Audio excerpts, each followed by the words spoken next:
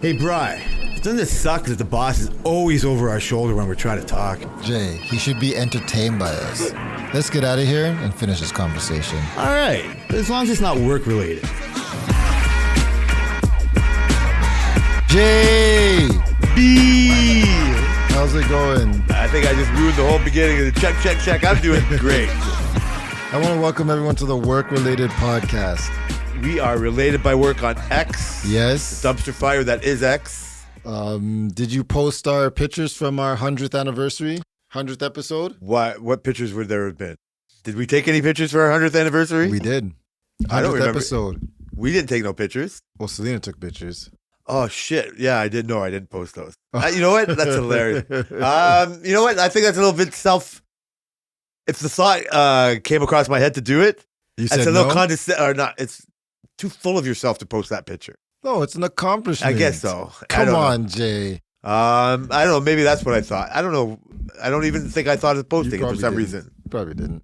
You know how I am. I fucking know. have to be dragged and screaming, kicked and screaming into this world. I think I was so dejected that nobody cared about my sunrise picture. Oh, you're like, fuck Like that X. beautiful fucking story and the whole thing. And I look at it, it's like not a single person cared. X is now my ex. Oh no, you can't come up the title without we didn't even know we were going to say that. X is not my ex. I've still been on it. You Yeah. can't. I went on it for our whole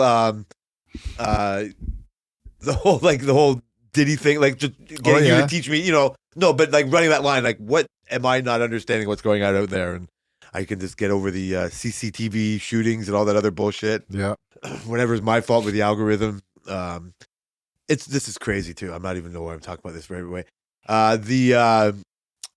On my own Twitter, for some reason, this is years ago, some weird farm from Britain came onto my feed. And this guy does this every morning. He calls this his morning rush hour. Yeah. And some old English farmer guy like opens the barn door and like hundreds of animals come out. And he's like, he names them all or all this. And I think people, whatever, message him about the fucking sheep and the ducks and all these things. And it's nothing but nice. Yeah. But I don't seek it out. It Right? just pops up. I guess like I'm fucked. I want to see all the other shit I think deep down inside. Yeah. Then I don't go seek it. Like enough of a reason comes. I don't know. Like for a while I liked it, but I don't seek it out now. So like I can't blame on the theme of not blaming the algorithm.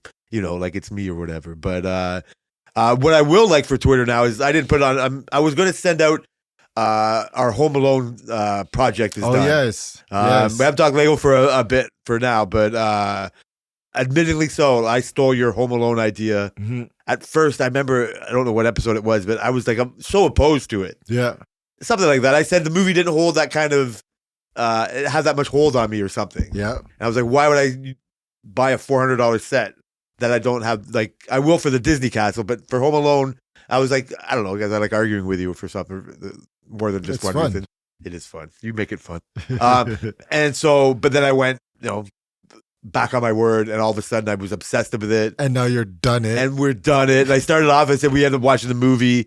And so I will post it because we did it too. So I saw on Twitter, on the good side of Twitter, somebody had put the Santa sleigh on top of the Home Alone house. Yeah. And I showed you, I said, so we did the same thing. Yeah. We started off that village that we, again, stealing your mom's idea, although she stole it from somebody else. It was more people than have thought of that. And in our dusty collection of Legos that we buy, because I love, like, whatever. I just need to buy things at certain times. Yeah. You know how they get you. We got all this Christmas shit that we're not even going to get to now. But we saw this whole thing. Oh, we can build this. We can justify. And so I don't know if I said it on air. So I told you, Home Alone was the best build I think we've ever done. Mm-hmm. If I said it, it doesn't really matter. But part of me is I feel guilty because we could both do the same sets, but so far we haven't. No. I haven't built our camera yet. Yeah, I was about to say we have one set that's the same, Yeah. but you haven't built that yet. Yeah, I want to do the Home Alone. I really want to do it. We just have to figure out a place to put it. That sort of thing. This is why we justify it as a Christmas thing. Yeah. Like, I don't know if we're going to like put it away. That's what I was about to ask you. I don't know either. We're lucky enough to have a lot of space like in their house Yeah. for just random storage shit. that ends up just turning into more storage shit. Mm-hmm. You just had a purge. Yeah. You got rid of shit. You feel good about that. It Eh? looks good every time you go down in the basement. Yeah, it's nice. Yeah. It's like a feel. Yeah, But we I know kept what all you're our saying. Lego boxes though. What? We kept all our Lego boxes though. Why you're gonna resell them? I don't know. I just can't get rid of them. Even the boxes look good. Yeah, they do, don't they? I like some of the boxes too. I get it. And part of me thinks that for one day I'm going to have to eventually sell these. You know what I mean? And so it'll be good to have the box. Yeah. Although getting back to Home Alone, I didn't need the box to buy the Home Alone. Oh yes. I'm guessing somebody fucking ransacked the box who worked at Toys R Us or Lego or something. Yeah. And filled it up with sandbags. Maybe it was the guy you got it from. Could be. Ooh, congratulations. You got my fuck $250 And you got your house for like almost half price. Yeah. So I mean, when you said you started it and like we were talking about it, we looked online. This was like probably maybe early December, late November-ish, something like that. Yeah, that's when we talked about it more. And it was in back order till like February. And then I looked recently and it was gonna ship December 12th. But we didn't order it because like we can't justify where to put it yet. Like I would put it in the studio at some point, but we don't have a shelf yet, so we have to get a shelf first. And the rumors of the camera, the Polaroid camera, is coming out in January, and that would complete our collection downstairs. So do we do that first? Like, do we do the Home Alone? Do we do that and then do the Home Alone? And on top of that, I'm pretty sure we kind of decided that we're going to do a car collection after this and do all the cars. So like, where does the Home Alone fit? And where do we put that? Like, I don't know. So it fits in the fact that you love Lego. And I love Home Alone. And that's the part so I think you're trying a little too hard. It's a weird time to justify. We're curating our collection. That's the thing. Yes, and I don't have an answer for where you should put it. Randomly, because the studio is still in this area of construction, not so much, but you know what I mean. I think this is for me personally. I don't know where we're going to keep it after Christmas. Yeah, but we're going to keep it somewhere. Like the reason why I think you should get it is because you love Lego and you love Home Alone, just like you said. And why it's such a good build is I've never, even compared to the Disney Castle, I've never seen so much detail packed into one fucking package. Like the whole front of the whole house opens up. Yeah. Right? Like when the swings open and like all the rooms have all this detail. Everything is just the care. It's Lego at its best. Yeah. And it's related to this like great Christmas movie. But that's all reasons why we should get it. But there's still, if we build it and we just leave it on our kitchen counter, it's pointless. So you're overthinking it. Like my point is made that you just love Lego. Yeah. The thing I hated about it is because it was all brown brick, and my old eyes can't distinguish how it was really hard. Yeah. Like but I don't know how you get over that. Like when you see it all done, with that. Because this is what working as a team does. She's better. She can see it like more like that. We had to kind of change how we build things to do this one. And we've made more mistakes and we had to go back and change because of how hard it is to see the brown on brown crime. And, brown on brown crime. But as a finished product, like Legos, it's an A++. Yeah. And you are,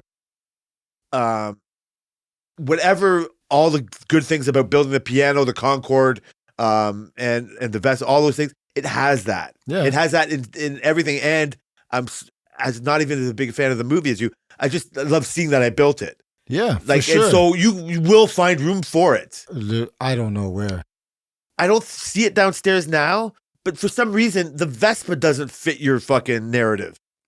It does with the Polaroid camera. It does with this, but the Vespa's not in that collection.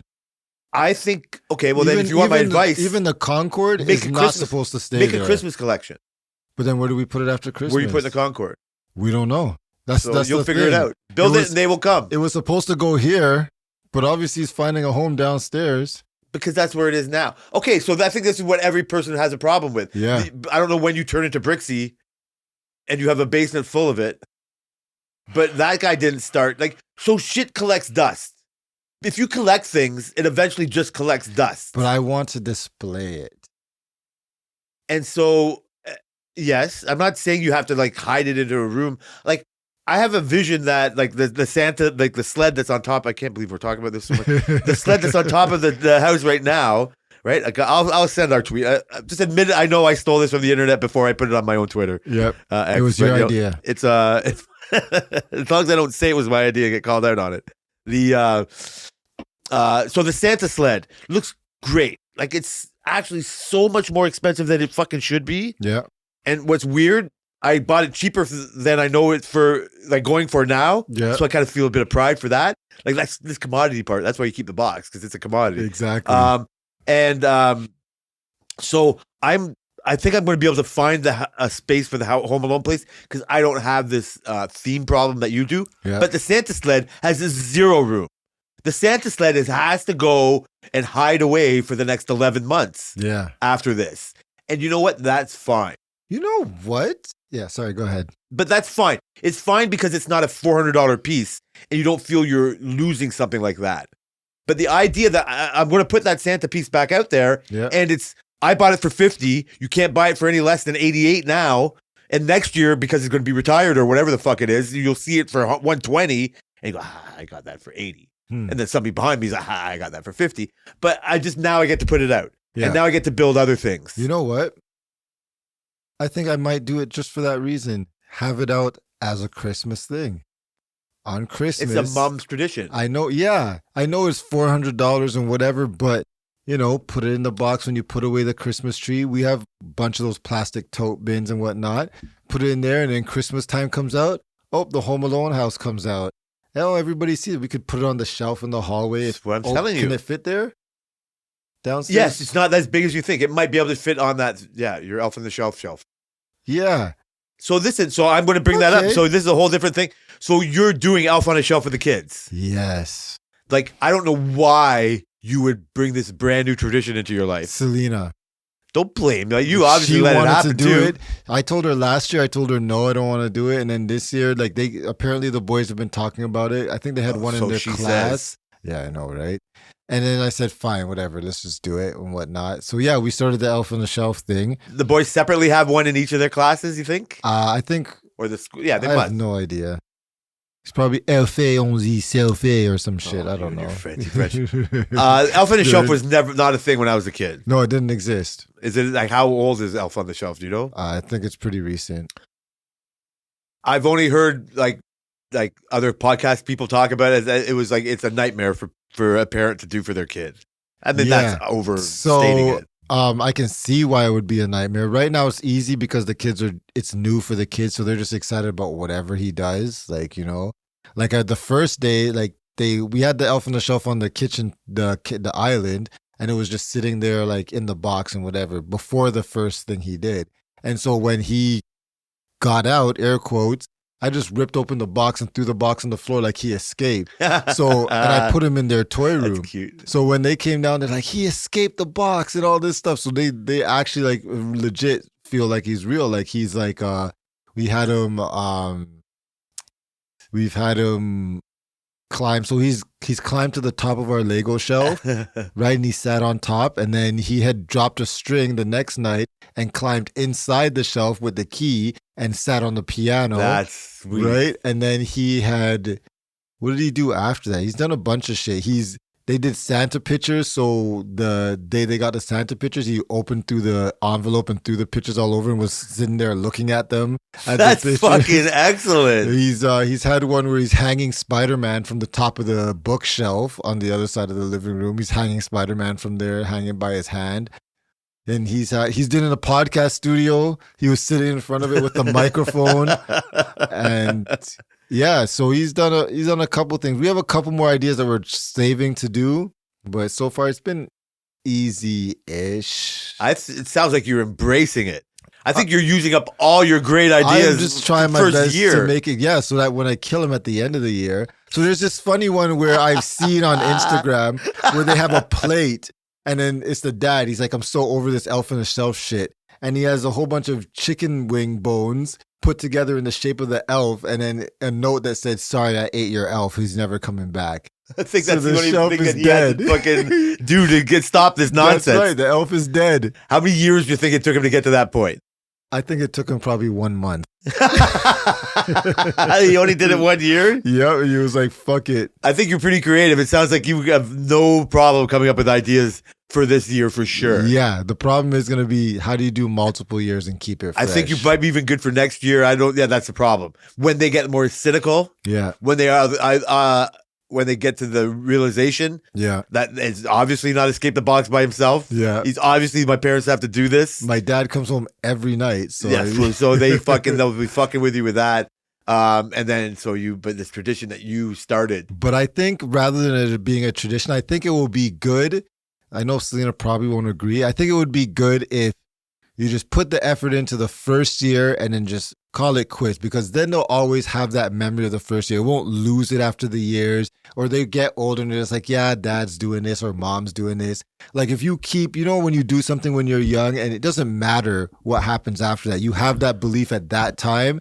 And then in the future, you can always look back and remember that, and you have a certain attachment to it more than it getting stale and getting old. You just gave our fucking listeners a very nice Christmas present just now, because the facade of the Heartless Arliss, it just washes away right there because you willingly do that. Yeah. Like that's perfect. That's what the whole thing is about. Yeah. Like it's fun to fucking mock what it will turn into, but my wife, I'm sure Selena, like the moments they cling on to maybe too much is this moment right here. Yeah. The fact they're all in. Yeah. Like the fact that they can actually believe he escaped. Yeah, it's hilarious. Like like you cannot imagine that. Selena says she wakes up in the morning when they go look for the elf in the morning, she can hear them laughing at the shit that he's doing, and it's like. I think people, other than Heartless Arliss, people will like reminisce about that shit.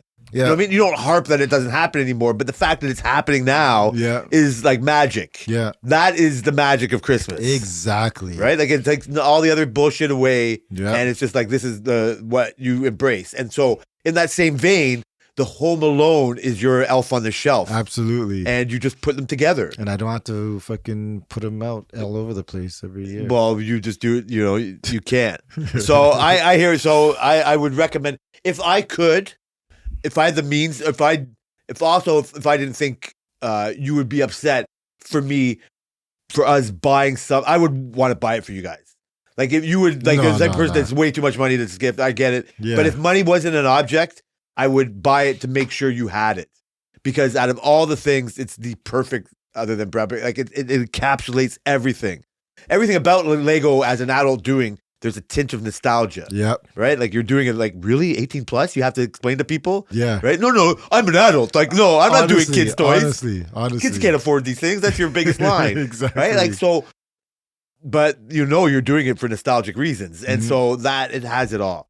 And so I've never built anything so fast. I don't have it timed, right? Like I never went from the day to day, but last week, like I think I said we did it like on a Thursday just to get it done before Christmas, to get the village thing part done. So we did 5 bags in one night to finish it. Holy. And it was torture. Like Worth it though. Only because I didn't have to do it on Sunday. Yeah. You know what I mean? Because my football was coming and I didn't want to do it. So, but they got me because it was just like one more bag. Like we couldn't stop at 22. Yeah. We were right there. Okay, well, that's 23. Well, what? We're going to stop with one bag to go? No, you can't do that. So it was like our last session was like a 4-hour session. Like our backs are fucking God sore. damn. It was just like, but we ended, you do the whole, like, I don't want to spoil anything, but it just all comes together fucking. Yeah. It was already nice, neat, and tidy before that, but it's just like, oh yes, like we'll finish it. I just didn't want to, I don't know. Like the only thing that would make it better, like we talked before, is like if we did it with the lights, because I've seen it like Are on you going display. to? Are you guys planning to? We'll see. It's a thought. One of the sets that we have that's a Christmas set that we're not going to build now before Christmas is we have lights with it. And I think we'll build it with the lights on it too. We're going to experiment. Yeah. But like it definitely enhances the fucking product. Yeah, I seen some of them come up on Instagram. Actually, the Home Alone one came up. I'm like, it does look nice. I don't know if I want to do it because I don't know how much the lighting, if it's annoying. So I'll wait till you guys do it. I can tell you my default will probably be annoying. But and even this is fun, when we were doing the last little bit of, or one of the last little things of the Home Alone, is you put like the lights not real lights, but like the display lights that they have. Mhm. Like they have a string of Christmas lights that run from like both sides of the front of the house. Yep. And those were so tedious. Oh god. And they're fake. Right? Like the fact of Oh, fucking like yeah. sticking little LEDs. Like when you see it, it looks so easy on that's like everything. It looks so easy on the internet. So oh god. but when you see it done, it's the only other thing. I think it's so easy for us to just buy shit and do that. Adding lights to it is just like it's not unnecessary. Yeah. But it also might be the thing that slows us down. It might, but like you said, it does add to it. Every time I see it, I'm like, okay, it like adds that little, especially when it's something that actually could use lights, like the houses or in the what Yeah. else did I freaking see? Can't remember, but like those things, like it's just like like that makes sense. So like the foosball table I've seen with lights, it doesn't need it, but when Yeah. you see it, It looks better. yes, because whatever, like it kind of highlights it. Like these guys aren't just throwing lights randomly. No, for They've sure. engineered. These are just like ordinary citizens or They whatever. did it randomly. I wouldn't buy it. I'd just go buy my own string lights. But basically, that's it. It's just somebody who's put more thought into it. It's the same Yeah. person who's made the camera. Yeah. The extreme example is the artist you just showed me, Oh yeah. who builds the shit like all pure. Like he's a black guy, but he builds everything out of not just because of that, but they're all black tiles. Yeah. And he has this African message that he has in all his pieces. But everything And he's is Canadian. what? And he's Canadian.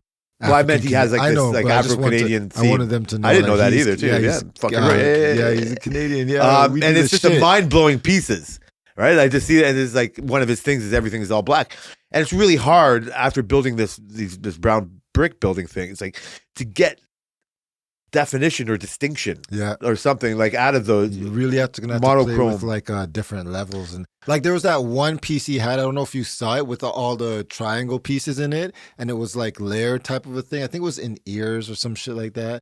That's like the only way you could do it. And how much work and time is that going to take? I don't think people understand. But yeah, like but they don't. You have to be a certain type of person to care in the first Care. place, Yeah. right? Like we care.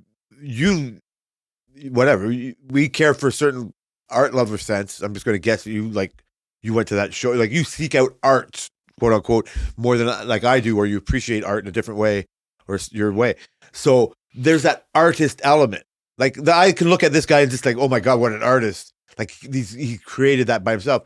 And I look at it like this guy made it out of fucking Lego. Yeah. Right. And this is a whole fucking. Well, that's why like, so you haven't got, we talked about Nuit Blanche. Continue. Yeah, that's what I mean. So I like the idea of it. I don't seek it out. Yeah. Like I'm just too old and grumpy and tired. So I'm not going to spend my time running downtown to fucking look at those.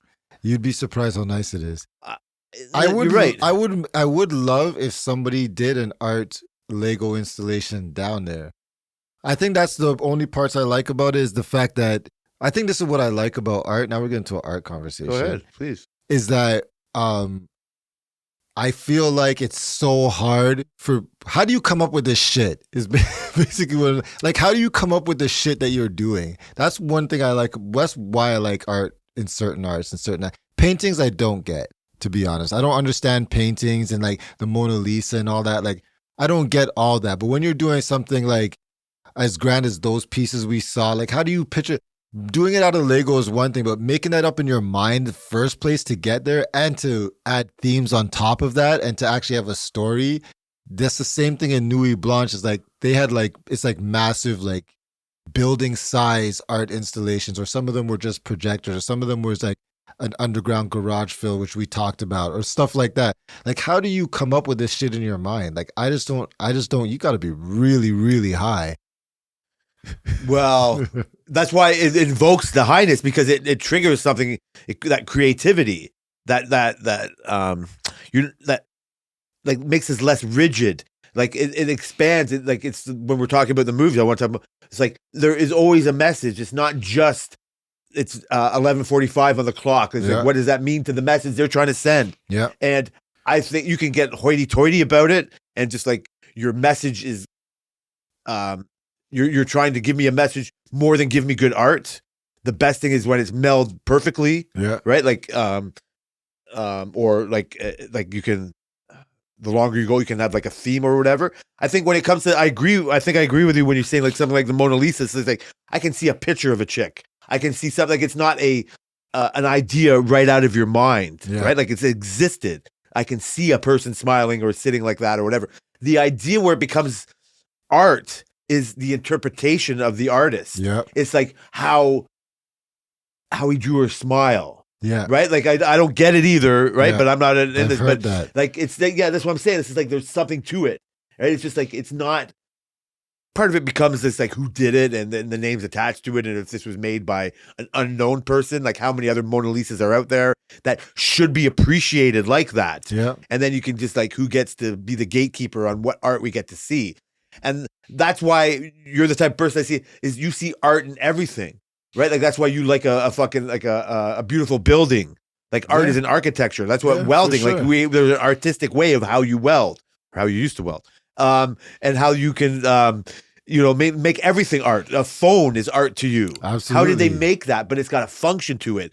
A painting has zero function other than to trigger thoughts. And those thoughts are all legit. If you try to make it like, oh no, it has to be this. Yeah. It's like, no, you can't make me think, you know what I mean? Like it's when you're dealing with how I interpretate, like the interpretation of things, that's where it gets kind of, I don't know, like I think the more open you are, the more you might receive how like the Mona Lisa is just as beautiful as the sculpture the guy made out of Lego. Yeah. Yeah. They're just different. I want to go to an art gallery. I wish I went to an art gallery when I was in New York last time. I've been a museum. Yeah, in the States? Yeah, Come on, well, no, man. just New York. Like, it's not what you fucking. But come on, New York? Yeah, city.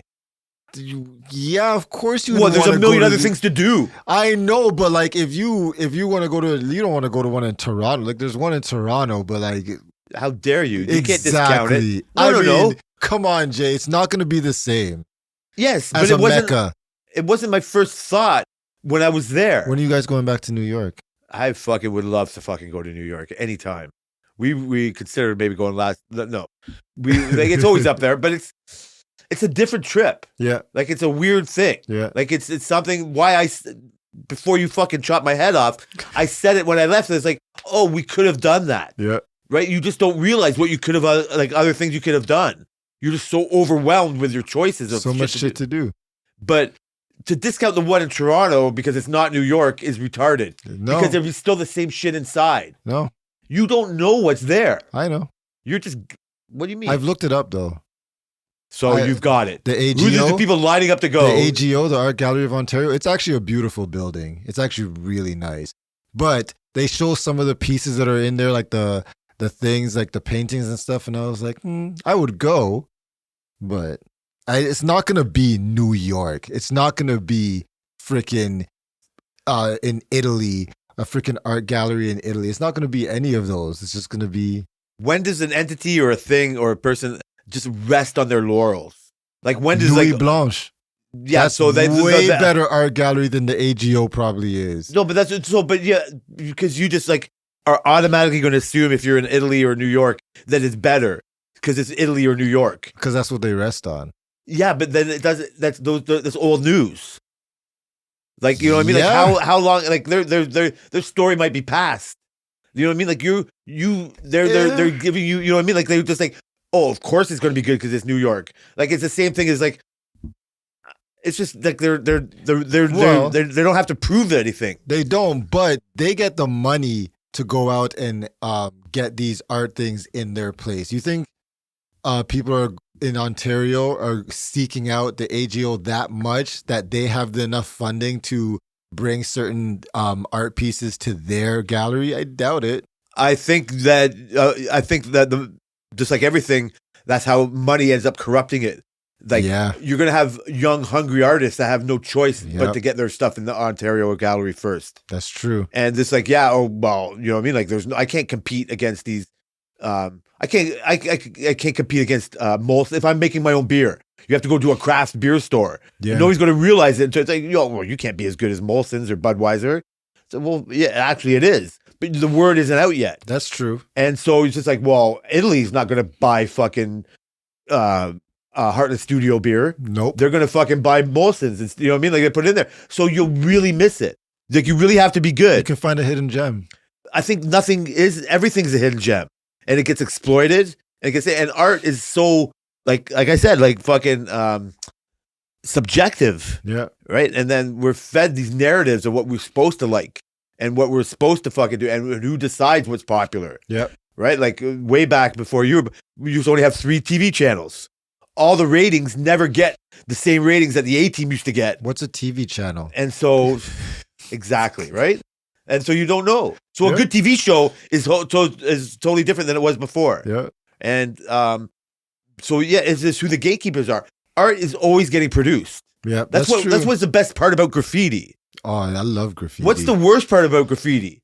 You're fucking vandalizing somebody's property. It's illegal. What if your car got fucking graffiti on it? I'd be pissed. Yeah, but Unless it looked beautiful. It would only look beautiful on somebody else's car. Right?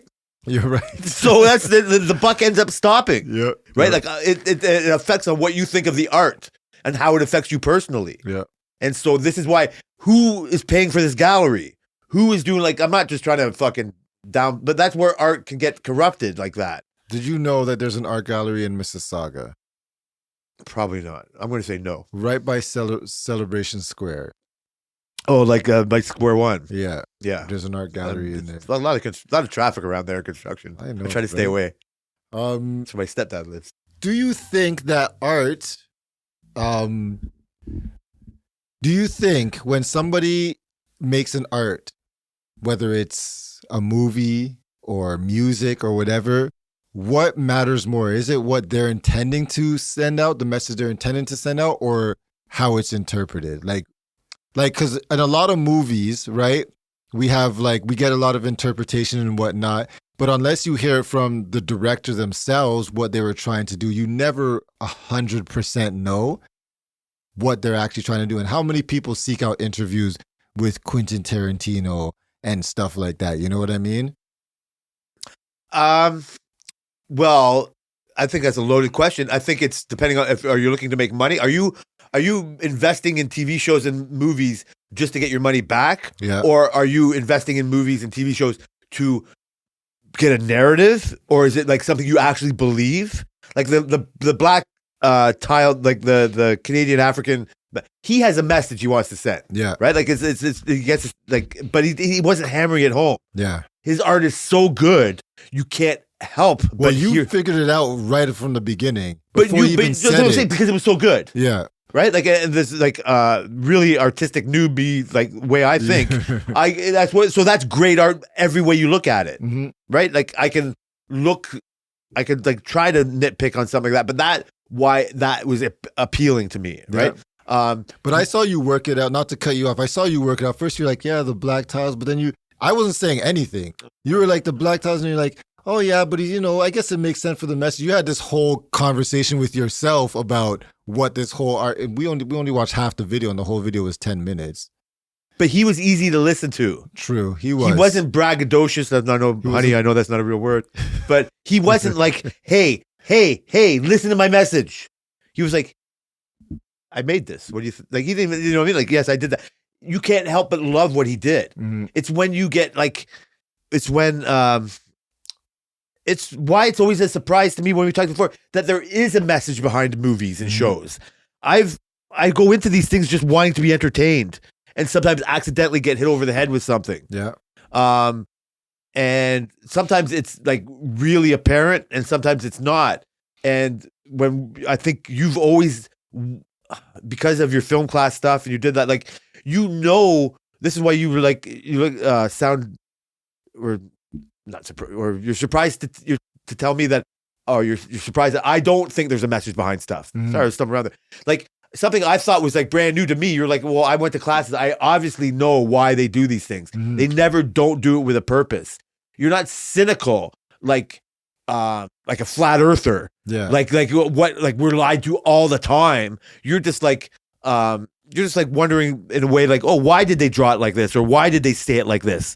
You'll rewatch The Sopranos and just like, okay, I know they're going to kill pussy in 3 years.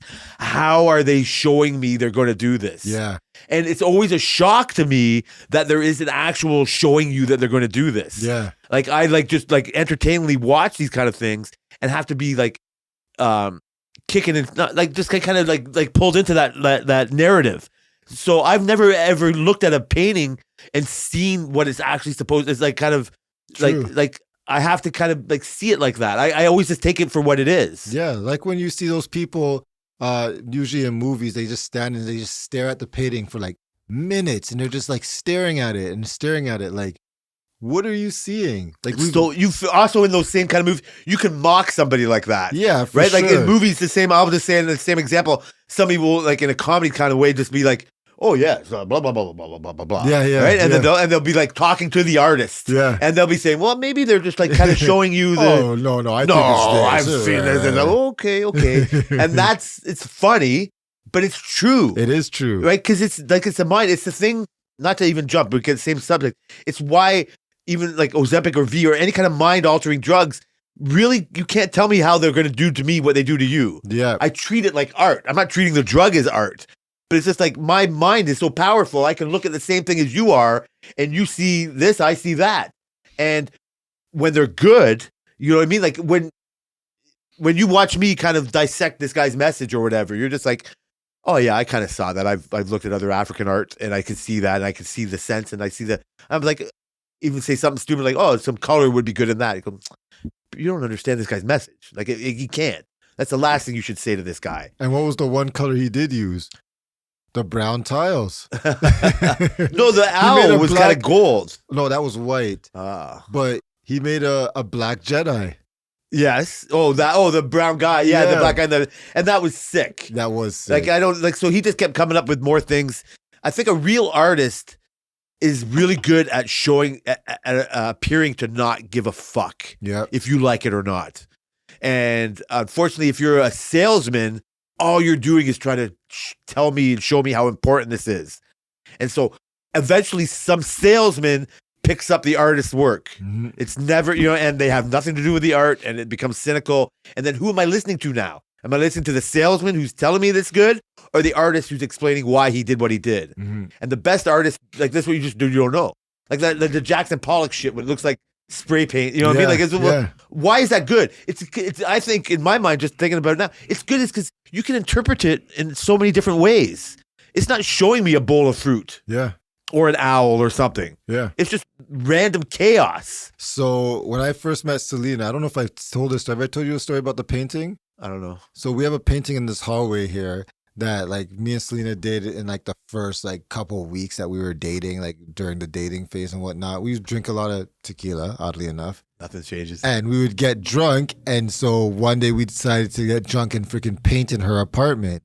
So we painted this canvas. It's like it's a decent sized canvas of just like, it's like we had reds, we had yellows and stuff. And it ended up just getting mixed up into like a lot of reds and browns and stuff. It's in the hallway. And then we put a heart in the corner, and we have like Brian and Selena on it or some shit like that. I'll make sure I look at it. So throughout the years, we've had it since the beginning of our relationship. Throughout the years, people would look at it like, and everybody has something different to say. Some people say, whoa, that looks like they would just say like, it looks like a lot of red. Some people would say, oh, were you guys really angry when you did this? Like, people have so much different thoughts about it, and we were just drunk. So I don't really know. How much time do you think that actually happens where there is no message? Could you it depends. It depends. I would say it depends. I think if you're really good, the message becomes undeniable. Yeah. And I think most of the other time, it's just people like it because they can interpret it in a different way. Yes. I think it depends on the artist though, because some people put more, like if we were gonna talk about movies, for example, some people like there's certain genres like rom-coms. They're not putting effort into telling you a whole message. You know what I mean? There has to be certain rom-coms that are good at it. For sure. For sure there probably is, but that's up to the director, right? I think more people stay in their wheelhouse. A lot of rom-com directors just direct rom-coms, and if they're successful at doing that, there's a certain art to it of like they're like playing on your emotions, but it's predictable at this point, so it doesn't really matter. But like it's those kind of things like or like action movies. They're less on telling you like hidden messages and more of making you feel like you're going fast or making you feel like you can shoot the same explosion in a different way. And one person shakes a camera when it explodes and then you feel like the whole world is shaking and one person keeps the camera still and then you'll feel like you're watching the explosion from a distance. Like you're not there. You're disconnected. So people do those kind of stuff and it really just depends on how much effort that person, that director puts into it. How much is it hard not to think of that we've seen it all, right? Like the perspective, yeah. And it's a joke because like I think that's where like everything kind of gets co-opted. Yeah, like there must have been a amazing fucking everything's predictable now. You say rom-com, we have a prediction in our head. Yeah, we're gonna see Jennifer Lopez fucking as a maid, and she's gonna fucking fall in love. You know what I mean? Like the Christmas movie is the ultimate prediction. You know what I mean? It's a trope now. If you watch commercials or hear commercials, see that they play on it now. Yeah. He's a small town this, and she's a big girl this, and they come together and so. But that's just like there's room for it because we want that kind of background noise. We want that, Judge Judy. We want that like bullshit. Like we don't. Not everything needs to be poignant and important. Absolutely. But it's when it's sold to us as that. But this is what we say. Even an action movie, like everything is so predictable that if somebody, obviously there was a time where it wasn't predictable. Somebody made the first action movie, we were all blown away, and then it just gets fucked over. Whatever, I don't know. And then somebody makes a new way to go. Where I'm getting at, or not getting at, trying to put is what I'm thinking now is like it's less likely to happen in Italy, where they can only afford the fucking the high priced artist of the day. Yeah. Than it will be to your cousin or a friend of or a good artist that's just like struggling now. Yeah. Absolutely. And they have to be there, right? Like absolutely. I think that's where you'll find it. But you have to look for it. You have to. They're not going to show whatever. This is where it becomes conspiracy theory. Whatever they're showing you is the lowest common denominator. It's the most Netflix algorithm piece of art that you can think of, and you can't argue that that's like all around us too. Yeah, and that's what we hate, that kind of shit. Yeah, it's also what our first conversation started. Whatever, it's the real appeal of reality television. It's what you love about the challenge. Like, not to get into challenges, good reality. But not that's scripted reality. This is like why, like not scripted, not like The Housewives. Yeah, like reality game shows. Yes, right. Like even like Survivor and the Challenge and Big Brother and stuff. Like there's a formula to it, and there's a thing.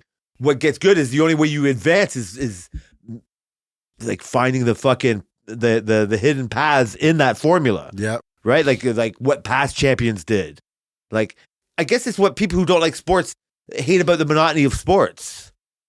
Yeah, but is it monotonous though? It's how you look at it. Sense of unpredictability. There's never been a season where a guy has choked somebody out and punched somebody in the face in the same year before in the NBA. I don't know about that one. I mean, we did have Meta World Peace, Ron Artest. We did have Ben Wallace. So they come around every now and then. You're right. To say never isn't the right thing. So, but a younger person than you old man, wouldn't know that. Yeah, right now we're living in the Draymond Green era. And they'll be like, holy shit, isn't this the baddest boy has ever played? Yeah. And you'll be like, God damn, let me tell you about this guy, that guy, the other guy. He didn't punch a player, he punched fans. This guy choked his coach. Yeah, you know what I mean? Like fucking. So, but you only know that because the narrative is going to get sold on that. But that's how a predictable thing like sports changes. You know what I mean? Like it's like you can just look at the whole season as a overall thing, or live in the season day by day and finding out. You know what I mean? Like that's an extreme example. Everybody, you know what I mean? Like the whole league knows about that kind of thing. But I hate the as a fan of sports whose teams always let them down. You know what I mean? Like the Leafs and the Dolphins, and even when the Raptors went, but I'm a bandwagon jumper. Just like, oh man, or even the Blue Jays. Like, oh, sure, they're going to try to get Ohtani. You know, and they're not going to get the best baseball player. Like they live in Toronto. So I thought they were going to get him. It was a possibility, but it was the whole Kawhi Leonard thing all over again. Yeah, you're just used as another suitor. Why use us? we're willing participants. I'd rather be a team that would try to get it done Yeah. and be left at the altar than just say, we're not, he'll never come here. Yeah. I Like, agree. try it, whatever it goes. So I think that's how you can tie in art, like, whatever. You can make sports art as well. But it's just a kind of thing that you have to be into it to know. Mhm. Just like building computers, it's like, how do I turn it on? Like, nobody else but you cares about how, like, the fans go. Yeah. And until they want you to build one, that's when they might start caring, and their But opinions even are then. even then. But I think the appeal of a good reality TV show is because you're sick of I don't know, like, other people's scripts, like the ideas, like they're predictable. They're this and that. Like, reality shows now are kind of predictable, but the element of not being predictable, I think, is appealing. Yep. And when you can kind of like mix it up, even with a challenge, they throw it in differently or do all that. But yeah, I don't even know how. I don't know if I can compete, because I like, when I was talking about like the rewatching of shit and seeing stuff in messages and stuff, without talking to you about it, like and actually, like I said, some shows I want to read about and see what I missed. Yeah.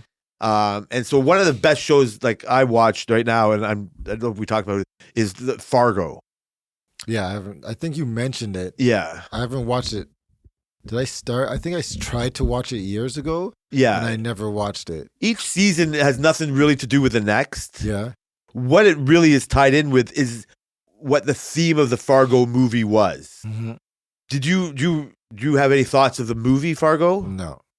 It's like I think it's a celebrated movie. Yeah, it is. Do you know why? No.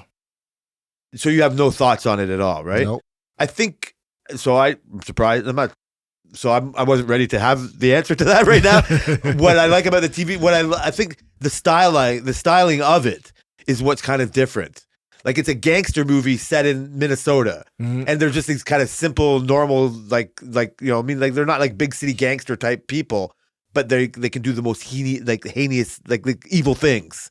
And so it's weird to kind of watch this Minnesota nice, like Canada nice, like type of thing, but then they're throwing people in wood chippers type of, like scenario. Yeah. So it's got this kind of narrative. So that's the kind of thing that kind of ties it together. Mm-hmm. What I like about it, what I would like you to watch, or I guess show or the movie? the show. I have no idea what the movie really is, but but each year the show is kind of like, so this season's show, what I like about it, the messages are like, I don't even know what the subliminal message is behind it, but the apparent message is so well done, even though it's like obvious. Yeah. Like the characters, like John Hamm is in this one. The girl that was Keely in Ted Lasso, Yep. she's in it. So they always have like a stellar cast. Okay. But it's this low key evilness, or just, so that's not the message. There's so many other messages about police, about For sure. finance, about like just whatever different parts of society that are in a way that down are. for that.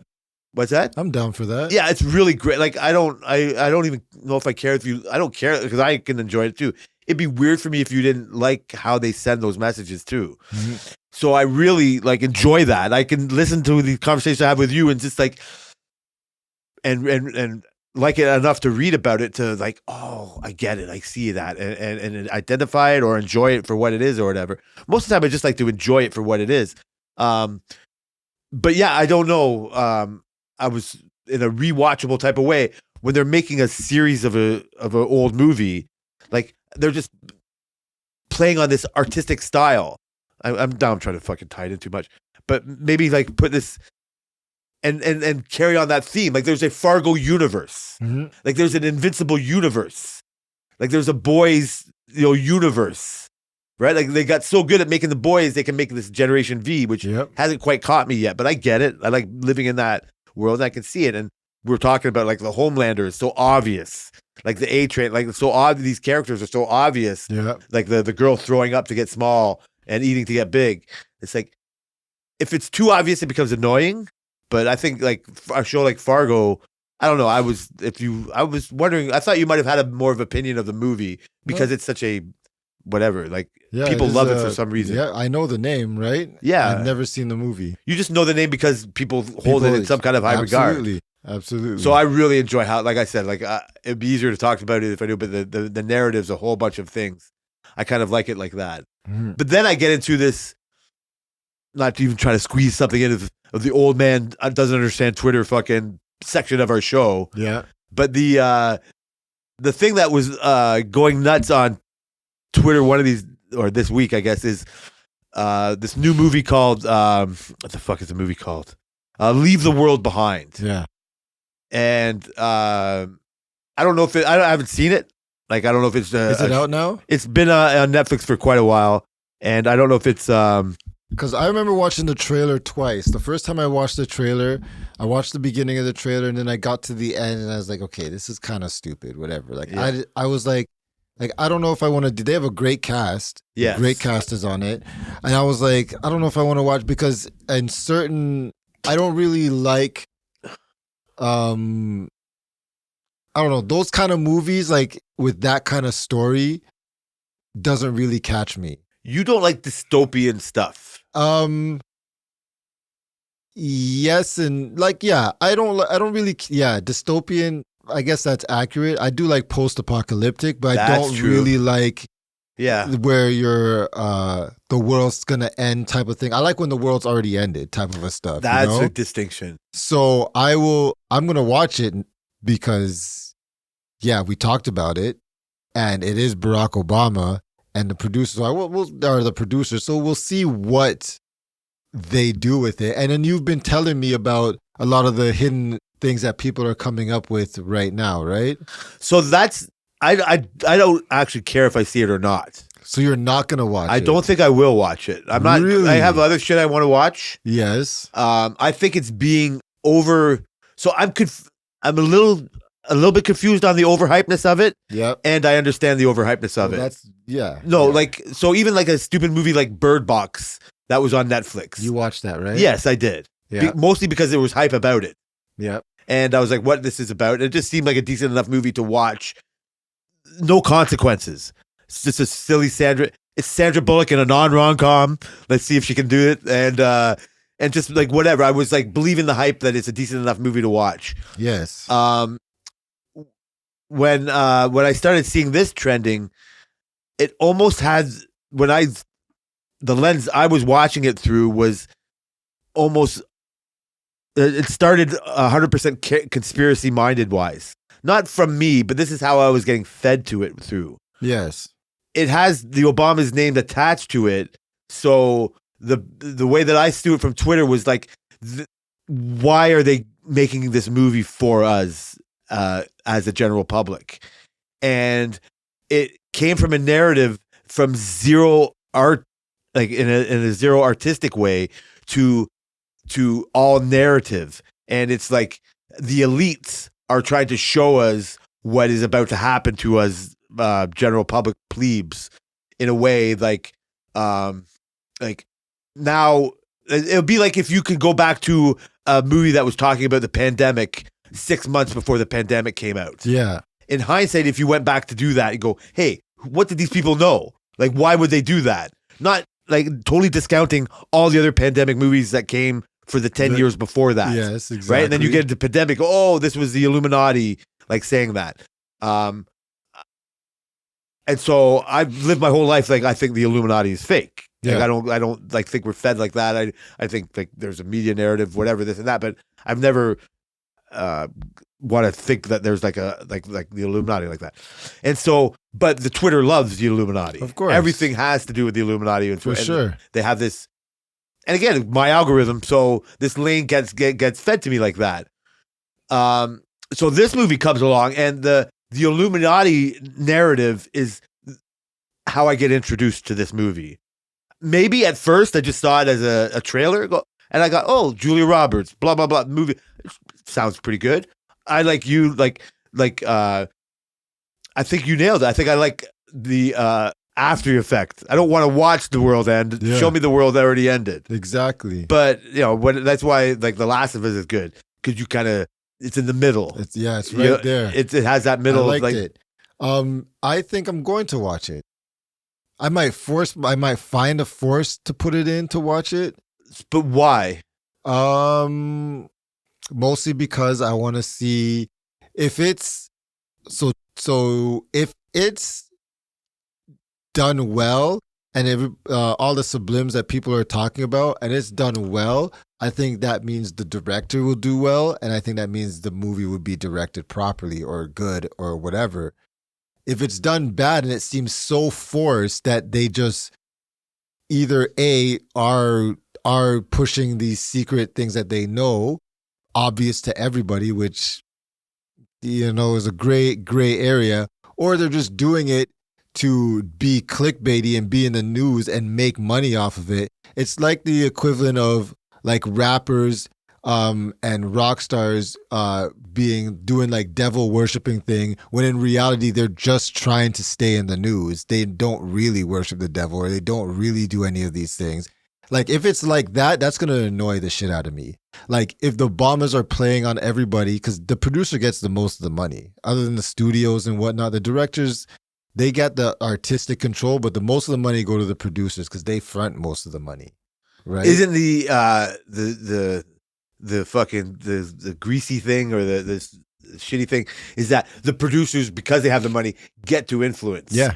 Right? Yeah. Like, they get to like say, and they can say, no, we don't like this part of the movie. And this is one of the narratives, like it, and I'm not on a hating thing. This is just where I don't want to watch it, because I think there has to be so much of what you just said happening. Yeah. Like, this is things people want to see. And if the Obamas are about to be in the producer money-making business, then why not? Like, I'm not about to make a movie about pandas right now. Nobody gives a fuck. Yeah. Or whatever. This will like, this is where, but then, like, everything feeds into its other.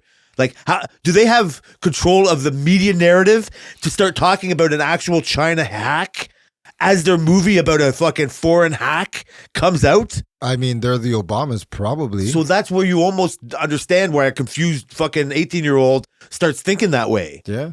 And as a confused fucking 53-year-old, I start talking to you about movies are never made without a message. And then so I see these subliminal things that are talking that all have a negative connotation. None of these messages that my Twitter feed is talking about has like a positive thing. It's almost in a narrative of like, hey, don't be surprised if this kind of thing happens. Yeah. But to what end, I don't understand. Because they want to, it's politics. When there's a political name on it, you want to attach something to it. I understand why they think it has that, but if that's actually what they're doing, why would they do it? That's true. Like, I don't understand if they're right. Just to say that, look, we showed you, it doesn't make sense. One of the fucking one of the clickbait or like subliminal things is like when they show a map of an affected area on CNN of the movie, there's like a barcode. Like, and it's an actual barcode. Like, if I believe Twitter that I haven't seen the movie or paused it on that scene myself, but whose agenda is to put the barcode in the movie? Whose agenda is to go on Twitter and tell me about the barcode? I get lost and I hate all of it. Yeah. None of it helps me get drunk tonight. Yeah. None of it helps me go to work on Monday. Yeah. None of it fucking... But it stays on your mind. Because if it's true, like, well, because it apparently affects a lot of people. And if it's true, then why? Like, really, am I in a matrix? Like, all this other bullshit kind of goes in my stupid head. And I do think that's why conspiracies actually work, because we're ready to actually understand one comes by, because they might actually come by with you or whatever. But so this is where I went to not believing anything in the movies was really real. Hearing you tell me like, no, there's never not a message, and then seeing people with Punisher fucking logos on their Twitter tell me the Obamas are about to tell me there's a holy war coming, right? And like, for whatever reason. And I'm caught in this place of like, most of me doesn't believe this heavy-handed message. Most of me feels sorry for these people that actually do feel this way. Most of me is scared, for lack of a better term, that I live in a world where there's a certain percentage of people that do think this way. Mm-hmm. What do I do about it? How do I live with these neighbors? And part of me is not going to care like in another 10 minutes. Yeah. Like, you know what I mean? Like, I'm not going to. I'm glad that people that I like to hang out with don't hang their hat on these things. I don't want to be around people that like let this dictate how they live. Mm-hmm. But I also then I'm just but what's going on? Yeah. Like the world has moved. Like I just don't understand why this would have to be needed to do. But you had said it yourself. There's nothing done for. So if some of these It's not subliminal done things, on accident. so if there is a barcode Yeah. that takes you to some kind of weird, like you know what I mean, like this abandoned amusement park in America in this Obama's movie, what do you think about that? Like, what does that make It you think depends of? on the context of what they put the barcode in. I remember we were I was watching this movie and it was the same thing I was telling you about the clock. And they kept putting a time on the clock. They use clocks a lot in movies, right? And so they put this time on the clock during this dialogue part. And so after I think it was like years later, I've watched the movie several times. I can't remember the name. And it was about the director. They were sitting there, you know, when the director and the actor sits down in in the room and they talk about, because they were promoting the movie. Yeah. And this is around the time the movie came out. I just never watched it till years later. And they talked about the clock. And he said he put the time on the clock because that was his daughter's birthday. But the thing is that people because we're human, we want to interpret it as any way as we can, whatever makes sense to us or whatever we're exposed to. That's what you're going to see. That's why a lot of those conspiracy people like Jacob, for example, because you're immersed in that world, you have no choice but to see whatever message it is in a conspiratorial way. Yeah. So if I you're agree. a little more open, that maybe sometimes you will be like, so I've caught it in movies where they have like the kid's birthday and then the kid's birthday is on a clock type of a thing. And it's like, just like that, as that simple. They did it on purpose. But Has to put a time. Why not that? Yeah, exactly. So there was another movie where all the characters were named after the director's kid, or somebody died on set, so they named one of the characters after him. They changed it last minute. You know what I mean? So a lot of these things are done on purpose, but it's not necessarily nefarious. And people always think it's nefarious. You're right. You're right. It's the negative situation of I don't want to be that negative person. You're not. No, I know I'm not, but I think it's easy to slip into that. I find I can easily slip into that Jacob type of way. That's why I sympathize for a young guy that is. It makes me think I'm smarter than him. I'm not, but like that get confused in that world. And I mean, in a little bit, there's a time and a place. I don't trust everybody, but most of the time, it's just the kid's birthday on the name. A lot of times, I also think when I see these things online and see it now is like, I think the video that I'm being seen, the evidence is manipulated. Yeah. Like I didn't watch the Twin Towers like go into the building, but I was working. I remember when it happened and saw the video of it all that time.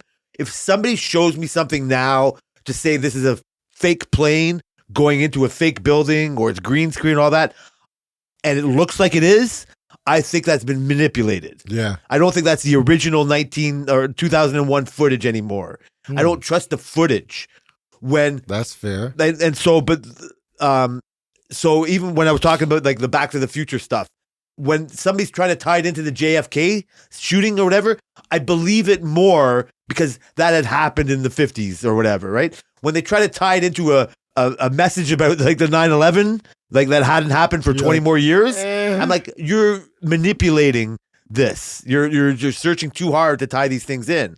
When it comes to this controversy or the stuff about this movie, when they show me a scene on Twitter and they show me like whatever, for some reason, this guy's got 3 clocks in his room and each one of them is at 6 and they go 666, see the sign of the devil. And you know, I think it's all bullshit.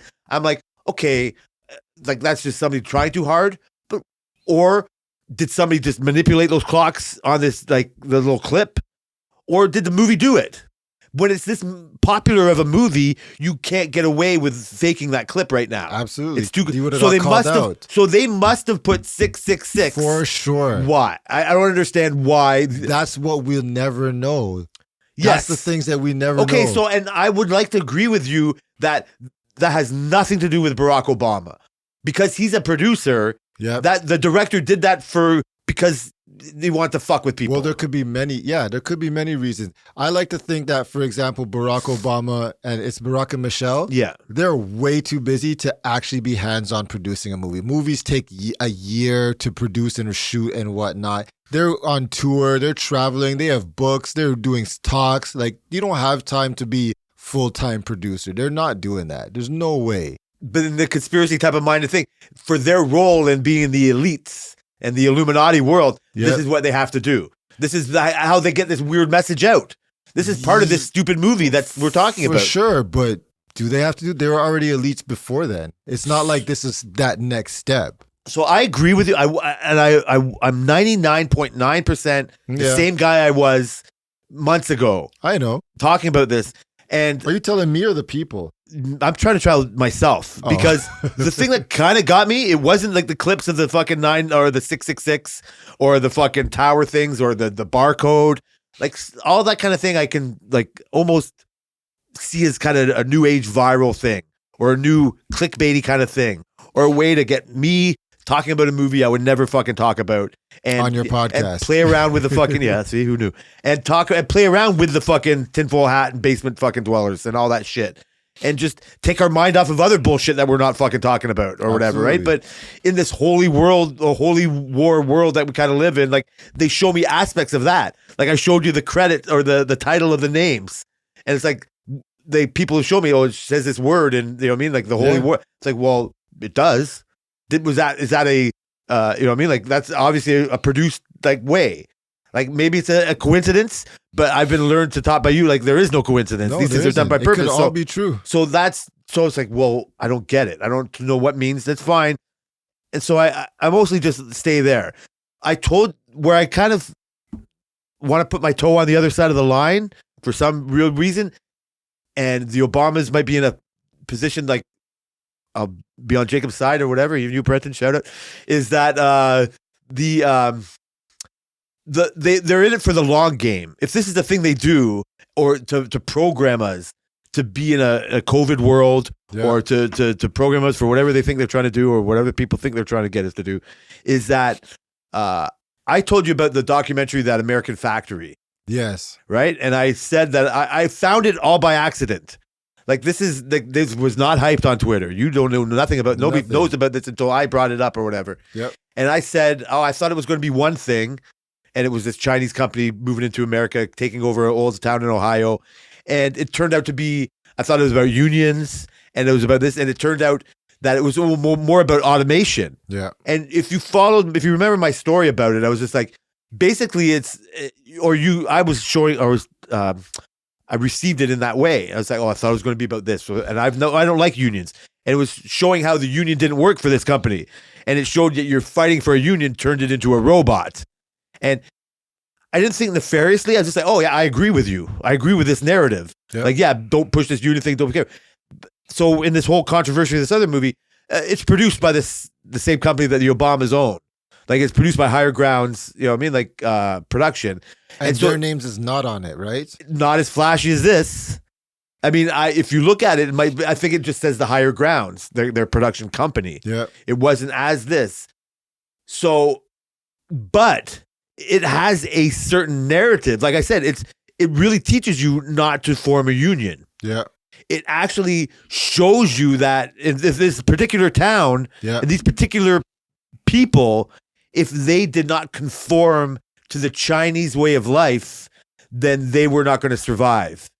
So two things about that. Was that a recent documentary? Like it was a couple years ago. Okay. So like post-COVID, it was during COVID. So during Trump. Yes, it was probably Trumpish. So that means it was produced before Trump. And Trump is pretty much anti-Chinese, right? So it was produced during the Trump era, I would imagine. Like I don't think it's that old. I can look at how old. Yeah, no, I mean typically 2 years before a movie's out, you're already in production and writing phase type stuff. And documentaries typically take longer to edit because it's a whole bunch of bullshit. But those type of movies are more conspiratorial to me than the one that just came out, because that is first off, the people in it are hidden, right? Maybe not as flashy, but they're hidden, and they're teaching you a certain story without making it so Hollywood. Then you go to this one, and it's very Hollywood. You have a lot of stars in there. It's a pretty big budget, it looks like, right? And then you have the Obama's name on that. To me, That's more of a distraction than it is of a statement. They're trying to tell you something. That's just a distraction to me. If I was to shoot a movie like that right now, and it was kind of like mysterious and whatnot, I would put 3 clocks and put 666 on it. And I'm not an elitist. I'm not a freaking devil worshiper. But if I was doing that in a movie, I would absolutely put 666 on this sign right now if we were shooting a movie that About the fits end of the that. world. Yeah, that makes sense. I All see. of that makes sense. But when you do something like that where it says, no unions, guys, we got to do automation, and we're in the world of Tesla just showed their recent robot, the version 2 of that robot, which looks amazing, right? Like, we're in this world going that direction. That to me is a lot more scary than a Hollywood movie like this. So I think the problem, and we're turning ourselves into people we don't want to be right now, is I think people tie those things in. Yeah. Like, I've never seen people put those two things together. And I know what you're saying by having that message in a documentary with no flash, and just like however you come about it, they're not warning us. They're not saying that's. I don't even know if they're just trying to say it as like, this is how we want it to be, or preparing the public on this is how it's going to go. Yeah, like that would be a nice thing. What I think, when you're Jacobs and you try to tie this all in together, it's just like, yeah, they're about to warn you that the power grid is going to go down. They're about to warn you that a foreign agent is going to cyber hack us. Mm-hmm. Like, don't be surprised if this is what you see next. Yeah. And it's just like, did they have a meeting about this fucking like 6 months ago? Like, you know, like this is where you almost have to let them talk.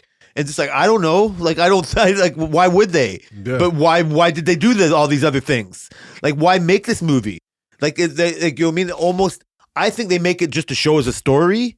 And I'll be damned if I'm going to pull myself out of that kind of line of thinking. But people who don't have enough going on for them or want to find these fucking things in there, tie these all together. Yeah. And they use that as a reason to not just this, but to just be, I'm a victim. I have no point to get a job because the Obamas already know we're going to get cyber hacked by China and all that. And then they use that as an excuse when really it's just a story. Yeah, remember the Y2K thing? But yeah, exactly. So we're old enough to know that. Yeah. You good luck telling anybody that's not old enough to understand what that is. Yeah. It just becomes you can't even explain it to yourself. Was that real? Did we care that much? That you know what I mean? Like, that was nuts. We are living in an AI world now where things are, you know what I mean, getting fed to us better than we can think of it. And you can't imagine a world where we were scared of a 1 and a 0. Right? But it was true. It was one of the first ideals, you know what I mean? Like, and so, of course, movies that come out of there, that come out of that, like, do that. But I don't know. I also don't understand, like, all that line of thinking. Like, I just really don't. And so it makes me not want to watch that movie because it'll just be totally tainted. Yeah. I won't be entertained. That's the thing. But maybe you'll find entertainment in no, it's kind of ruined actually. So this is, I mean, I'm going to fucking hard pivot because like I don't have to find meaning in everything. What I can actually try to find meaning is did you enjoy we missed last week. Sorry, everybody. Yes, we did miss last week. But we did warn the people that we were going to probably miss last week. Yep. We were resting on our laurels. We're in the 100 club now, so we think we can do whatever we want. We can. Fuck with your emotions over there. I don't think so. He does, but that's just another story. But we had a pretty banging Christmas party. So did you have fun last week at your Christmas party? I did have fun. I enjoyed it. I won a tire. Oh, so did you win anything? I won nothing. Okay. Yeah, I won. So you saw that I traded my gift? I don't know what you did. I have no idea what none of your things were. Okay, set the stage for us, Jay. Well, it's a Christmas party, and it's just at a bar. And every year, like our company is pretty successful, so each year they try to make sure everybody has a prize. You get like a raffle ticket when you come in there, and it's not an open bar. We get food, but you pay for your drinks. Yeah. I don't know how many episodes that we haven't got messaged or that have not made it onto air. So I don't know how many of my Christmas party stories have actually been told to the people. I can almost. None. They've all been unaccidentally put on. I don't know what you're talking about. Would have been our 200th show, but I don't know what you're talking about. So I come from a place that I try not to have too much fun at my Christmas party. Yeah. I don't want to but they put on a good show. They do. They do like I said, it's a restaurant food, and they have all these raffle prizes. Most of the time, if I've ever gotten a prize, it's just never been over the top. So you've never got like a really good prize? I mean, I don't want to sound like but yeah, I've gotten like screwdriver sets. I've gotten a Google Home, was probably one of my better prizes. Mm-hmm. I think I've got a real good one I can't think of right now. I'll never be more excited about something other than other. But no, I usually don't get shit. So I won a dash cam. Oh yeah? I didn't know that. I won a dash cam, and Nicole asked me if she wants to do a blind trade. So I didn't open my bag, but Sunil had said that it was a dash cam. He's like, yeah, it's a dash cam, whatever. He's like, so do you want to do a blind trade? I was like, I know me. I'm not putting a dash cam in my car. I know that for a fact. My car has a freaking air freshener on hanging from the light, and that's it. I won't even put up my 407 thing, okay? So there's no way I'm putting a dash cam on my car. So she came up and said, do you want to do a blind trade? I was like, whatever, I don't give a fuck about a dash cam. So I'm like, yeah, I'll do a blind trade. So we traded. She's like, are you sure she traded, and she's like, are you sure if you feel bad, we can trade back? I'm like, no, I don't care, whatever. She opened it, she's like, it's a dash cam, and I opened mine, and it was a air tire inflator. And so Ali goes to me, he's like, you got the losing end of that trade. And I'm like, yeah, whatever. We went through the rest of the night. I didn't open it. I didn't take it out the bag or anything. I got home, and I took it the next day. I took it out the bag, and I open it, and it's like a really nice tire inflator. You can set your pressure levels. It has memory, so you can say my car, my truck, my bike, my basketball, and you can set the pressure that it needs to be at, PSI, or even any other measurement of pressure. There's like a whole bunch in there, and it will auto shut off. It's wireless, so it charges up by a USB. Like, it's insane. It's not a tire pressure checker. It's an inflator. An inflator and a checker. So once you plug it on, it'll tell you the pressure that's on that tire or whatever you're inflating. Like, this thing is insane. I'm like, holy, I traded for this. I won. I won. That sounds like a win to me. I pumped up basketballs. You just push start. You don't have to plug it in. Like, nothing. I think I just seen one of those things for the first time, like, recently. It's like really? like a handheld. Yeah, one. Handheld, like an instant. Mine's not even that. You just sit it down, you put it in, and you push start. You don't even have to touch it, Jay. How much later after? So the prizes get better as the longer the night goes on. So mine was in the middle-ish, and hers was later. Hers was after yours. Yes, hers was after mine, and much later. It sounds like this one was. I looked on Amazon. It's $160 something. Like, of course, because what happened was, so when I took it out, I didn't have a cigarette thing. And I'm like, how am I going to have a tire inflator without a cigarette? So I'm like, I'm just going to order one on Amazon and then return it and say, I didn't get a cigarette thing, and keep the cigarette thing.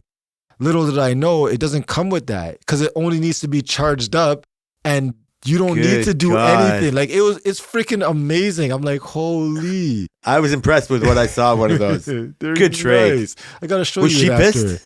No, she was happy. She was ecstatic. It's because she was hammered. Yes. But she wasn't happy about the tire inflator. I'm like, this is way more useful than a dash She probably is not going to put up the dash cam either. Probably not. My Google Home I got is still in this package. It's still in the back. Sorry, I cut you off. But I told Selena I got a tire inflator, and she's like, I traded it for the dash cam, and she's in insurance. She's like, don't you know how useful dash cams are? Like, people get in accidents. You can prove all this kind of stuff. I'm like, I'm just no way I'm putting that shit on the car. You're right. I'm surprised you wouldn't want to put Mr. Technology over there. I would rather have a Tesla that has all the dash cams built in. My car has cameras. I would love for it just to record like that. I've totally changed my mind. I mean, I love that new Cybertruck, but I don't want to go to the charging line. Like, this whole, I don't want to get off on fucking Tesla or whatever. Canada's, it's even in that movie Canada's too. Pretty good though for charging. Yeah, that's what I heard. It's the States and shit. Is it? Yeah, because there's too many of everybody wants to buy one of those. Yeah, there are a lot of them fucking everywhere. Yeah, I think I'd rather one of the robots. But yeah, Christmas party. Oh fuck! I was going to say something. Sorry. No. Don't be sorry. Fuck. So our work always like puts it on a good time. Yeah. And my problem is I don't have self control. Like as grumpy as I can be at work, I love the let loose nature of the Christmas party. Yeah. Last year, the people won't remember. We came and did a pod after our Christmas party. Yeah. I have stories for days that of bad examples of me staying too long. Wait, we did a podcast after? Yes. And that's when you knew that you were not going to do that this year. Huh? Are you for real? Don't know? I don't remember this. We came home and did a pod after last year's Christmas party. What episode was this? Fucking, I don't like this. I don't know if you're editing this shit out. This is going to be like a year from now, or a year ago from here. Okay. This Anyways, would have been like, I don't know, probably episode 30 something. did this 31? episode come out? I don't. You're asking me questions I wasn't prepared to fucking say. Sorry. What I do Continue. remember is you could not get over yourself that you didn't want to leave. Yes. I have Yes. examples of Tammy picking me up. The worst example in a short story, because I think I said it, but I don't know what wasn't said in this there, is that every year our party starts at 12, 11:30, 12, and my wife worked till 6 last years and years ago. And it was like, okay, well, you know what? I'll just stay there till 6. I'll just have a good time. You come pick me up after. She's like, yeah, you know what? We'll go, I already had my lunch way before. We'll go get fish and chips. We'll go do this and that. I said, sure. And I ended up telling a story about how my boss bullies me about some incident that I don't know if we said it or not before, but just tie this one a little bit more. So I and my good nature of wanting to have fun and just relax with other people, it was hard for me, even before I met you, to turn down shots. Yeah. And I was like, the best thing I can thank you for, one of the best things, Andrew, it's not just this, is upping my tolerance on alcohol. So now when I have 4 shots, I'm nowhere near as bad as I was when I had 4 shots then. So the plan that year was for her to pick me up after she got off work, which would have been 6:30. So the bad part of this plan was me being in this party for 6.5 hours, with not really knowing how to control myself, not being able to turn down the boss's shots, and feeling a certain. And then I was so excited when my wife came to pick me up like that, but I did not realize how hammered I was. Yeah. Hindsight story, she wishes she just turned around, because she could see it all about me, how fucked I was. And I get car sick real easy, and especially when I'm drunk. So I'm sitting in the car, and I end up throwing up all about in the car, like 8 or 9 times. You know the story before, but to tie it in, and I'm not doing the story justice. But like puking all my way. She instantly is fucking furious at me. Still to this day, it brings up something there. I had to get the car detailed for $200 like the weeks later. Man. Never going to pick me up again. Fucking wanting to kick me out of the house. Close to divorce. All this bullshit. So ever since then, I don't want to be in that situation again. That's fair. For her and for me. Yes, like, absolutely. It's one thing for me to be a drunk mess coming home and having my whole day shot. And if you're going to shoot a day, why not? Like, we have one Christmas party a year, right? Yeah, for sure. But my bad influence on you was you hearing the story a bunch of times, you and I doing pods on Fridays by that time, and saying, okay, what are we doing for not wanting to let the people down? Say, well, we're going to do it, right? And you're like, well, we're at a Christmas party, right? I don't know if it went down like exactly like this, but you're like, we're at a Christmas party, right? And they, yeah, bro, I can't stay. Like, you know what I mean? Like, we should just go. I'll drive. You drive. Like, we'll leave and we'll do the pod after. And you were like, yeah, that sounds reasonable, Jay. We'll do that. So I remember we had our little party. We did it. We left. And we had buzz on. You drove. You drove. I remember you drove. And you said you promised. Your promise was, we didn't even have an argue or talk about it, but just like, yeah, we won't stay longer than 3:30, and then we'll go do a pod. So I'm great. We can do that. You drove us home. We heard it, and you were like, I wish I didn't leave. You were like, you know what? The party's just starting. I'm like, I know it is. I've been there, done that. Yeah. And I like those people, but I just can't. My wife ends up with a drunk fuck at 7 o'clock. And if I do that, but I could do it better. And so you're like, yeah, you know what? I wish I didn't go. I even gave you an out. Go back. You know, I can get picked up. You don't have to do it. And no, the people need us. And so we did it. So ever since then, you're like, you're not going to do that this year. Yeah. But I wasn't changing my tune. Yeah. I'm not going to be like the first to leave. I have to really kind of drag myself out of there, because I don't know. I don't know how to have that medium good time. Like, I don't know if I need the alcohol to be the social lubricant. People listening to us 2 hours a week know that's bullshit. About to say that, I know. Okay. I don't know, but it's even just in my head, like, you know. But you could argue that is you finding your medium. Knowing when to leave is not something that a lot of people have. But it's one of the few things I've done well with age on. Yeah. So like that is like there was a lot of people there after you left who should have left a long time ago. You know what I mean? And it's like, I know if I'm getting to that point, I'd just be out of there. I'd be like, fuck it. Like, I don't want to be. You could taint so much of a reputation, even though these guys are good guys in this situation at our work. Like, the Christmas party is basically forgotten at this point. Yes. Nobody cares Yes. about what you did or whatever. But there still is that element of like, I'd be like, oh man, that person was really hammered. Like, I could say that right now. Like, these people were really hammered. Then again, so was I. But this was obvious, you know? But it's fine because it's in that context. Yeah. Like I am so in that world, and a big part of me wants to just live in that moment. What my regret always becomes is once I leave it. Mm-hmm. It's like all of a sudden, it's like opening the door, like being at a bar all night long, and the sun has come back out. Yeah. It's like, oh, there's my wife. Oh, it's only 6 o'clock in the evening.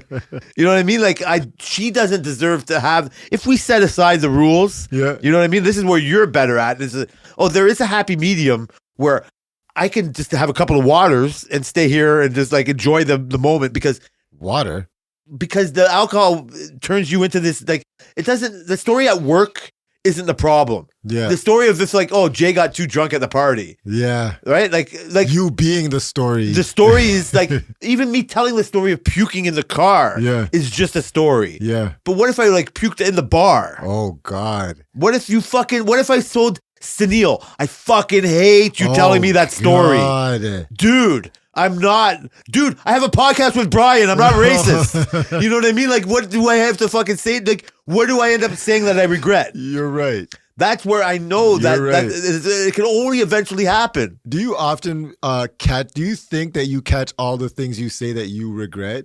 Or do you think that It's a long list. things just go over your head and you never catch it? Because I know you think about stuff a lot. About things you say. I do the same thing. But Everybody must, right? No. Really? No, Jay. Come on. Okay, Some you're right. people are stupid as shit. I think we're probably the same. I bet you I think a bit more than I think you do. Probably. I don't understand where you it's not as apparent. You know what I mean? Like, for me, where you fucking feel it like that. I think that happens in assumptions where if you hate it when people tell you you're too old. You know what I mean? Or they're trying to bite you. It's just like, you don't understand. Like, you're 4 years younger than me. You're not, like, in your conversation. Yeah.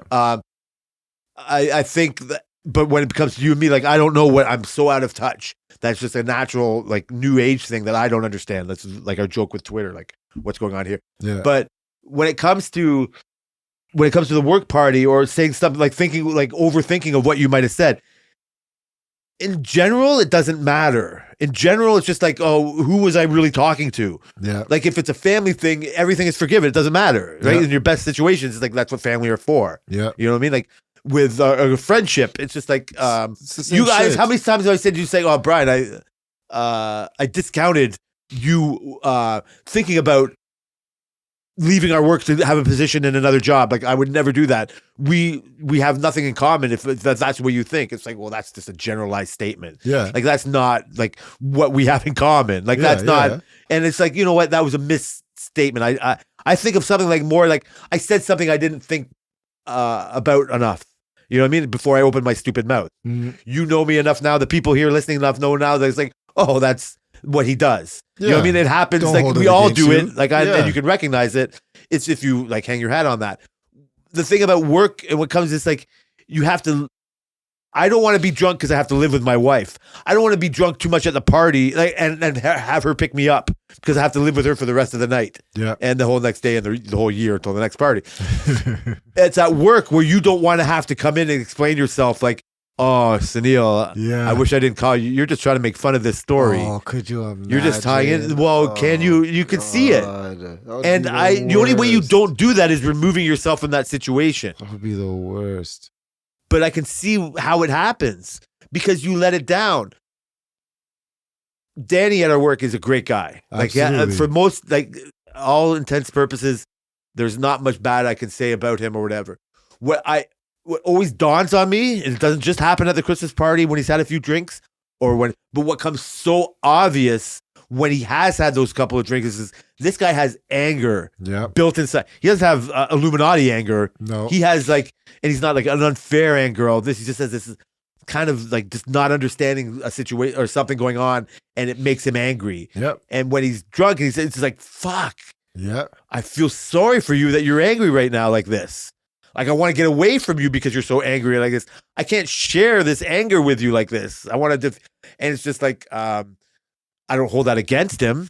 And I just wish he wasn't like that. That is like an innocent part of this, like, you know what I mean? Like, situation that can happen, but I don't want my anger displayed like that. Mm-hmm. I'm not just saying that would automatically happen, but like I brought up with the whole like story with this Neil, like that's the only bad things can happen like this. Yeah. I can only make a fool of myself. Like, me coming on this podcast, saying something embarrassing is fine. Like, it's, you know what I mean? Like, I welcome it. Like, Yeah. I do it. Like, I want you to tease me about anything embarrassing. I'm going to tease you about something. But one of the best parts about our Christmas party was teasing Medeiros about saying something silly. Yeah. It's You know what I mean? Like, hilarious. that's just great. Like, when are you going to get that opportunity to like tease the boss Yeah. about something? You know what I mean? Like, he just like put his foot in his mouth, but it wasn't really like that. But it's only because I know him and I know what he was trying to act like that. And when it doesn't come out, we're kind of all thinking the same thing. And then I get to pipe out, yeah, that's not quite a good comeback, boss. And we fucking howl. And he gets a Right? little red faced and walks away. That's great. Yeah. You know what I mean? I didn't talk about him with you or anybody else, but we can just say, hey, remember when fucking he said that? It's like, Yeah. that's fucking hilarious. Exactly. And that's the ideal. That's the sweet spot. And you can live in that sweet spot. But I don't know. I'm just old enough to know that sweet spot can change into the other thing real quick. And you overthink of, oh, should I have said that? Should I have done that? And you just like me, I don't, like, the only way you have to remove yourself from that situation. Yeah. But I left at like fucking 4. You stayed till like, when did you stay till? I stayed till like, I got home at 9:30 ish. How were you feeling by 9:30? I was really drunk. Really drunk. How did you do anything you think you regretted? No. No. Were you fine when you got home? But I mean, was Selena like pissed at your state of mind? I mean, she was already in bed, Okay, right? smart. So when I came in, she was like, she was just mad that I didn't tell her that when I was coming home because I didn't update her at all. So she was mad about that because she was wondering if I was gonna come home and drink with her or if she was just gonna go to her bed. But when it got to like 8:30, she knew we weren't staying up to drink because I was still at the bar. Yeah. So that was the only thing really. But other than that, I was smashed. So what was your favorite part about staying later? Like, I don't know. I don't have to pinpoint it. Like, what's the good point about staying till 9:00?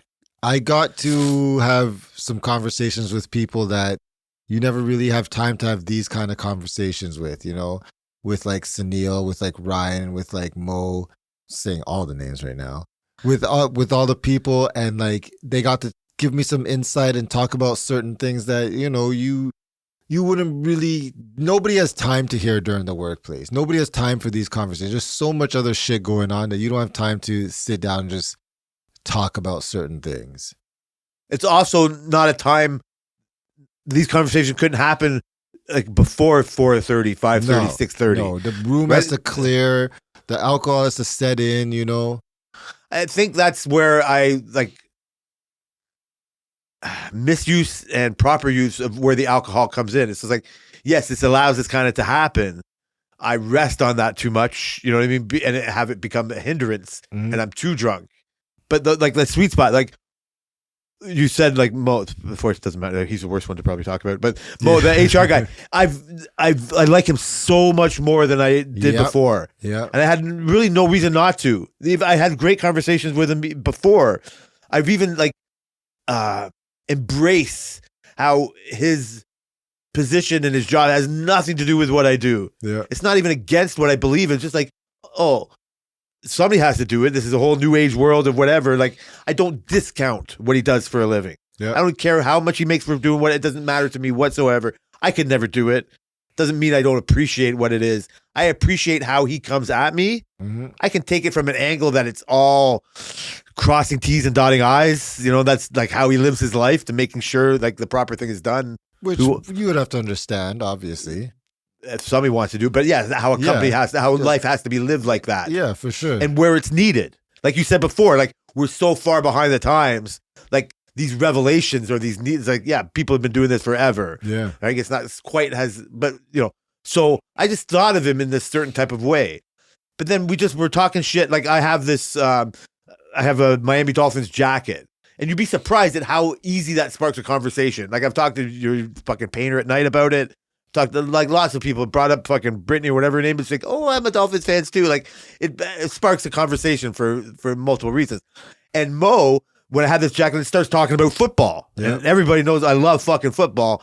And this whole fantasy thing is a new, like, I know it's not new in the world, but I don't care about it. But Tammy's new to it. So I'm playing it for free online. So it's kind of new. I've been brought into this world before I wasn't into it. And you can see he's got this buzz going and he can't wait to tell you about his thoughts on football. Yeah. And I was like, oh man, we connected on this whole other way that we never would have if he wasn't buzzed. Absolutely. And I love that. Yeah. Like I gained a whole new respect because of the alcohol and the party situation and all that. I don't trust myself, or also I'm smart enough to know that this moment in time, you can't chase the dragon. Yeah. It's gone. Yeah. If you try to recreate this moment at 3 o'clock, at 8 o'clock, it's not going to happen. It's going to be a whole different moment. It's not going to happen. It can turn into something else. It can turn me into not recognizing your boss at Walmart. And so, but I appreciate that. And I want to do it like way more. Nicole is the worst because she is just so work mode all the time. Yeah. And the second she's in this party mode, she becomes one of the most amazing people you want to hang out with. You know what I mean? Like she's a party girl in every sense. She's like a guy's guy. She's a fucking girl's girl. She's all of it, right? Yeah. And just like, oh, why not just hang out more with this? Yeah. But not particularly because it turns me into Dr. Jekyll or whatever, right? Like it turns me because I do have to leave here and go into the brighter of the world. And so I don't allow myself to share that with everybody in that same kind of way. I don't have the ability, you know what I mean? I'd have to really drink fake beer and water for the first 4 hours to do it. And it's not worth it that much to me. Like, I don't know what I'm missing. That's fair. Right? Like, so that's how I feel about it like that or whatever, right? So, but you do end up learning things. What was crazy about this year was fun is chopping up with Alvin for a little bit and shooting the shit with other people. And so, just because it's on the board, I'm just going to, I'm shoehorning it in there. You find out, especially if you go out and smoke a joint, like at the front, you get into these social circles that you wouldn't get into at all at work. And I've always, although we've talked about shit about Kyle and Zach, same guy, but Zach is his name. Yeah. And I just jokingly call him Kyle for some stupid reason. It had a Kyle face to me or whatever. But I've never had a hate. He's never done me wrong. Yeah. He's just been like a frustrating type of character. He's a young kid.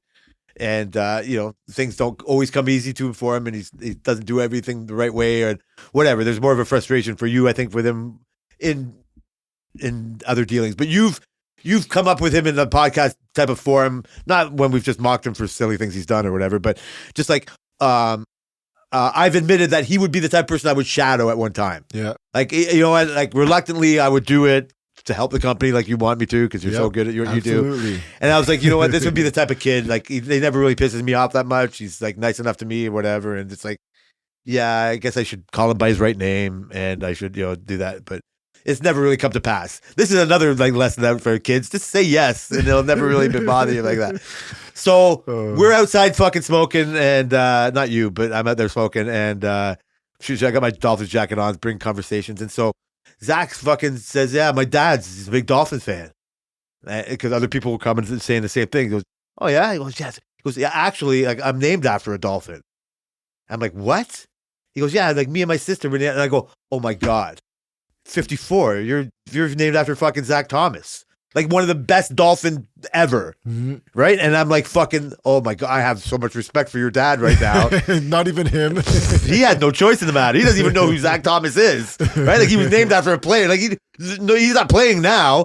You looked him up? You watch. He might have. I don't. Well, he knew he was named after him. Well, yeah. He goes, yeah. Well, my dad's such a big Dolphins fan that I'm named after a Dolphins fan. And as soon as he said it, I go, there's only one Zach Dolphin that I know. He goes, yeah. And my sister Taylor, she's named after a Dolphin.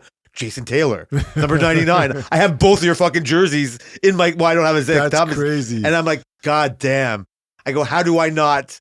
You know what I mean? Like the universe is telling me to like I'd probably be best friends with your fucking dad. So are you gonna do it? It's not been brought up to my attention. Don't worry, I got you. Shut up. But I'm just saying, like, that's a conversation. So Zach was the type of kid who's, you don't realize how nervous he is around grown-ups. Yeah. Right? Like, he's a grown-up himself. He's a man. He's not. Yeah, that's the problem. Right? Like, that's a problem. I don't know how old he actually is. He's young, but he's not. He's in his 20s. Yeah, but that's right. Like, he's a grown-up. By the time your kid's 20, you're going to tell him he's a grown-up. Damn right. By the time my kid's 16, if they act like it. So I'm just like, this fucking kid. He's named after a fucking player that I watched as a 20. I was his age watching his namesake being played. So me and his dad would probably have all kinds of things in common. Like his dad probably, other than knowing his kid's a dumbass. So you're going to shadow him to get to his dad.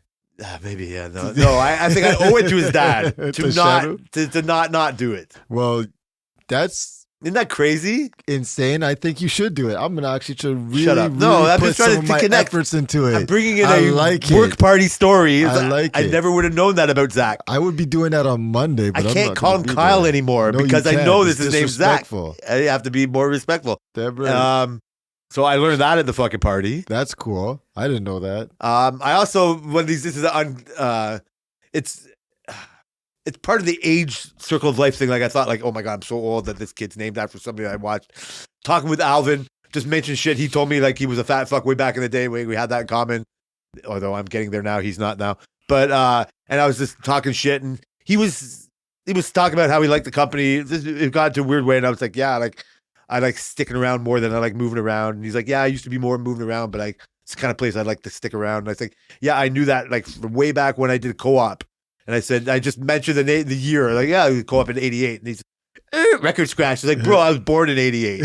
Like, you know what I mean? It's like, well, I don't know what you want me to tell you. Then you just tell him like, yeah, well, now you're just as old to these guys as I might be to you. Yeah. And so just getting into that kind of conversation or whatever. Alvin's great. And so you're bonding like this. And so you also don't realize how you could be talked about. Like nothing was revealed. Like you obviously know people obviously must talk about you. I don't know if this party is a situation where you learn new things about what people might know about you or not. Just certain things about like work, but not personally. I think you learn things about people, how people think of you. People might have told you or what they want of you. Yeah, in terms of an expectations employee, or like what they think of what you do. Like, yeah, they think that we're doing a good job and like certain things of how I manage people and my shortcomings and stuff like that. But usually they just talk to me about I don't know. I really only think people only talk about me in a work type of a way. Other than some people like you, obviously, Jay. You don't think people talk about you? You don't think you have a reputation about you that ties into work and who you might be? I think I have a reputation of coming to work and positivity. That's what I think. You see, how can I say this without thinking that this is what we would talk about? You don't think you talk about me and other people working who they are. Like, oh, Johnny's going to act like this way in a certain way. Or like we mostly harp on a negative thing of, you know what I mean? Like this asshole does this like this or whatever. But, you know, people are who they are. Yeah. You know what I mean? Like we talk like Ali like hates authority or whatever. They do this like, and they act in a certain way. I'm thinking more of like an idea of who we think people are. Like I'm not the only one who thinks you're a politician. Yeah. I'm not the only one. I'm not saying I've had these exact conversations. I think when we just like, what Brian's Brian, I think of it, maybe I'm interpreting it in a way if it's like, yeah, he's fucking chatty Cathy. Like he needs to know. You know what I mean? Like you got to admit, I'm not trying to put it that like, for sure. That's how you have to know, like, you know what I mean? Like, oh, Brian's going to know. You're good at it. You're not like you don't show how you need to know. Mm-hmm. You want to know and you know how to know, and you got everybody. People seek you out in that kind of way. Mm-hmm. Like it's not like you going to seek it out. You just learned how to be fed information. Shh, that's a secret, Jay. And so people know that about you. It's not like shit. People know that. Yeah, Brian's going to know what's going on. Like people know like how the fire start. Well, ask Brian or whatever it is, or they can tease you about how fast you're moving on up or whatever. But like. You have this vision that's obvious to see of, you know what I mean? Like, because you're good at it, of, oh, this guy's moving up. This guy's not happy of just doing this. This is one of the things I said to you. Oh, you're not even just happy of being a boss, of being in the welding thing. Oh, you have visions of like, not to take anybody out. I'm going to get off the subject. Oh, it's like, whoa, how do I want to grow in the company? Yeah. Not just grow, not just grab that next rung.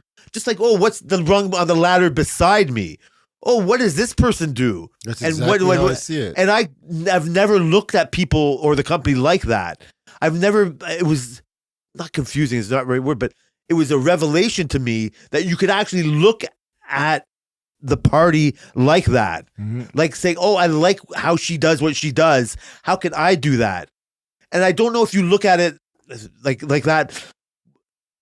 Like, why do you look at it like that? Is it a boredom? Is it just a resume building thing? I have no clue. I don't think it's an intentional thing. That's just how I am. I think people recognize that in you. I think I'm like, just like the I'm movie. trying to take their job, take them out. Yes. Yes. You have that in you. I don't want to take anybody If you out, want to, you can. but I don't want to. I'm not like that. But you don't though. do that. You don't have to. Nah. They create it for you. Yeah. Right? And you're there to take the reins when it's necessary, and you're finding your way in that. And I thought that was just like the most natural path ever. But then you revealed to me, it's just like, no, I'm actually think of this or that, and the other. And I'm like, huh. That was a new way to think about it to me. Like a new way to think about your own life trajectory. Right? Like not just like, mine was just like, oh, you can be a welder and then be the boss of all the other welders, or do something totally different. I didn't want to, but you know what I mean? Like that's how you move further up. And you can see that. So, okay, could I get the scheduling? And I was just like, I was not like wrongly, I was mocking you in ways like, well, you could just be a train conductor. Like, you know what I mean? Like what you're describing that you would want to do in this company, you could do like in a whole different area of life. Yeah. Like, well, if you're going to do that, why wouldn't you just see if you can keep the trains on time? And you're looking at me like, well, yeah, I could do that too. And I'm like, well, why would I? What's wrong with me that I wouldn't look at that in a positive way? Like, what's wrong? Like, that's a great characteristic to have. Yeah, but you know, everybody's different, and we've had this conversation before. Like, you can't. It's hard to expect people to be like you. You know what I mean? So when I see people like you or like Ron, who are just, you guys can do everything on the floor. I know I'm not gonna be able to do everything. I know there's no way, there's no amount of learning that I can do that will ever match the experience of the older guys in the shop. But some people look at that as a goal. That is a goal, but it's just not my goal. Yeah. I told Selena years ago I became a welder to not be a welder. Yeah. I didn't think I was going to enjoy it as much as I did. That's for sure, because I enjoyed doing the job I did. Now you're saying I do, but I initially came here to just try and see where it goes, see where I could go. I think that's the confusing part. Like, not lack of a better term, confusing is the part that is harder for me to grasp. Is that I've never met somebody that did that like you, like that. Like that, because when we started this, when we did it, you did enjoy welding. Yeah. You were right in that crux of, oh, you enjoy what you do just like I enjoy what I do, and I made it my career. And then all of a sudden it became a revelation. It's like, oh no, I used to enjoy that. Like it's not like you still don't. It's just like fucking like, that's such a standing in time moment, right? Like, and you've just never thought of the life like that. And where I come, I've never thought of my job as much as I think you think of your job. I think of my job as a means to keeping me happy. Yeah. I think you think of how do I keep happy in my job. Yes. I think that's why you're happy about fucking Mondays. I do. Yes. I think that's why would like you just be, I think that's more of a dream concept. I think you can live the dream in your. You just have to be delusional. Yes. Yeah. That's alcohol helps. Yeah. But sure. We're all delusional. We all fucking deluge ourselves. You know what I mean? Like, that's not, I know, honey, that's not a real word, but we all fucking fake it till we make it. Like, and the reward that I think you're looking for without even knowing it, in my mind, is never worth it. Never. It's never going to come.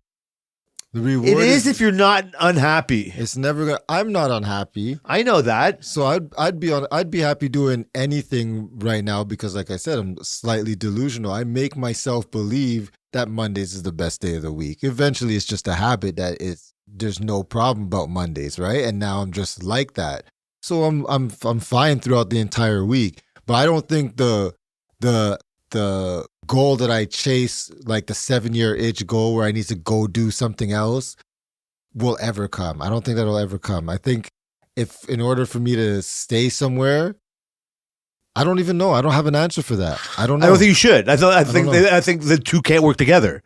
If you had an answer, then you wouldn't be the type of person that has that 7-year thing. It's true. Right? Like you would. I'm the one who has the feet on the beach of Palm Beach. You know what I mean? Like whatever. I want to be. But I've concentrated on on parts of my life that where I'm not happy in my head and want to just get to a happy place. And work has never been the means for me to do that. Mm-hmm. I think the sense of accomplishment that you have of being good at certain aspects of different jobs gives you a satisfaction of accomplishment, Mm-hmm. right? Or whatever. What I would hope for, because it doesn't matter to me, you're never getting rid of me now, but what could happen with a company like ours, which is kind of had a problem in stagnation, which is kind of breaking out for that right now, which I've always said to you is right place, right time. Yep. I've always thought of it in a way of just like, being the next Ali or being, Medeiros. But when you say you could be the next, like what Nicole does, it's like, wow. Like, you know what I mean? Like that was the revolution or the realization I've come to with that is just like, you can do that. Mm-hmm. You're not just trying to move up in a building sense of squaring up a fucking box. You're in the sense of building a company, of working with these HR people, of understanding of working with marketing people. Like the Madeiroses and the Alis, they can't do that. No. You're the next logical step to do that, right? And even have a podcast with one of the older fucking crustier guys there. Like I think both can be accomplished in the same spot. Mm-hmm. This has so much room that you can build the little universe you are without being stuck as just a welder or just a welding supervisor. Yeah. I find that where like I could always have been a salesman. That was like a natural progression of people to do. I hate that idea of a job. Yeah. I might be more materially satisfied, but it would just be the pressure of being a salesman is gross. I agree. And I wouldn't wish it upon anybody. But people got to get stuck into it. Yeah. Right? Like you're too good to be a salesman. In my mind, I'm too good to be a salesman. Absolutely. Those people are dirty. So, but you don't have to do that. You can find room in a company like this where you can use your powers of wanting to change to get them to come out of that stagnation because you don't have it in you to do that. You're going to get stuck in it every now and then. For sure. But from our conversations with this, you don't get stuck in it. No, you just got to be patient. It's funny. My Monday motivational quote, I don't know if it's this Monday because I scheduled both because I'm not here. And this Monday or the Tuesday back, one of them is, and my I write something underneath. It was something like, because I remember you said something and it just made me think to say this. It was like stagnation, something. I can't remember the rest of it now, but it was something to do with stagnation. And that, I think it's going to be in January. And I remember I was looking through quotes and I just remember us talking about stagnation, and I said, okay, then I guess this is in my head right now. I have to put it. Look for it, but I won't find it. I have to put it. Yeah.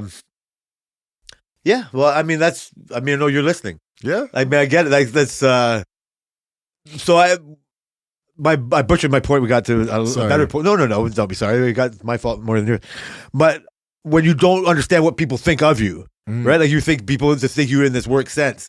And you bring that for sure, but your personality with this, people know you have no time for stagnation. I think that becomes apparent in our company, and you find other ways to grow. That's going to become, you could become the next Nicole, whatever it is, like, or move on or something different.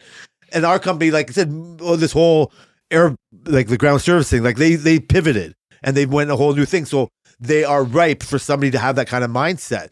So, but you're thought of in this work sense, and I don't know what other people think of you in a non-work sense type of way. Yeah. Where they think of you like this. And you'll never really do know.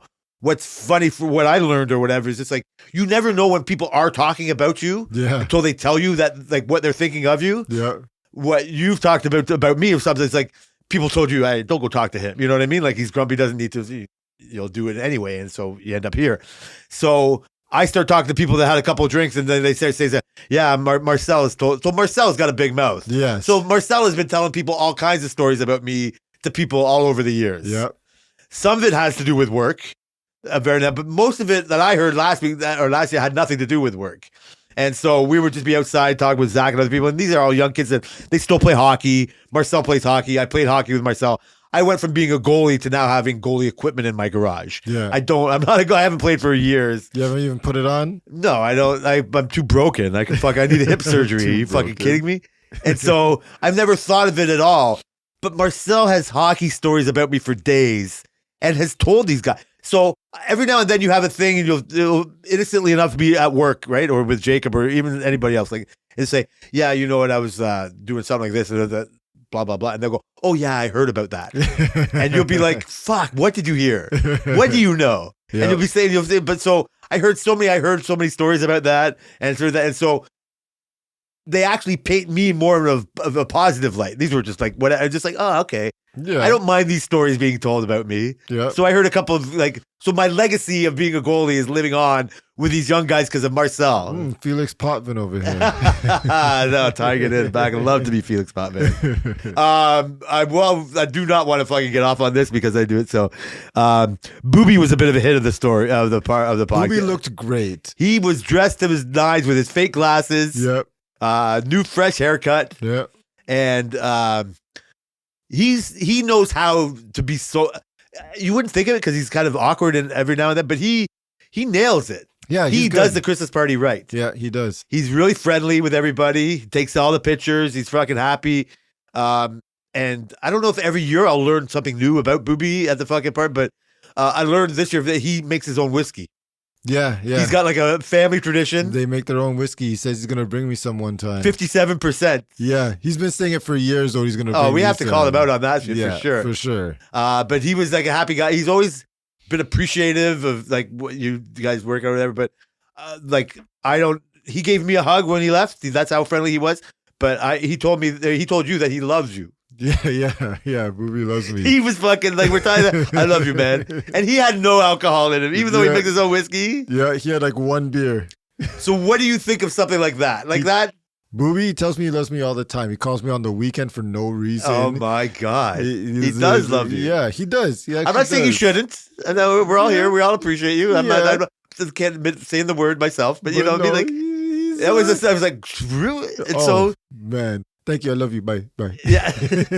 So that's what that party invokes. Yeah. You know what I mean? Like he said it to you before, I guess. Oh, yeah. He said it to me several times. That's the vibe. That was a good party fucking. Yeah. Everybody's happy. Everybody's in love again. Yeah. That's what I mean. Like we're all like there for the proper reasons. Yeah. And it's one of the better Christmas parties that I've been to. I don't think I've been to a Christmas party that I've enjoyed. Only the one other that was it was a union party when I was at the airport. Oh yeah, and I got really drunk and I brought my cousin.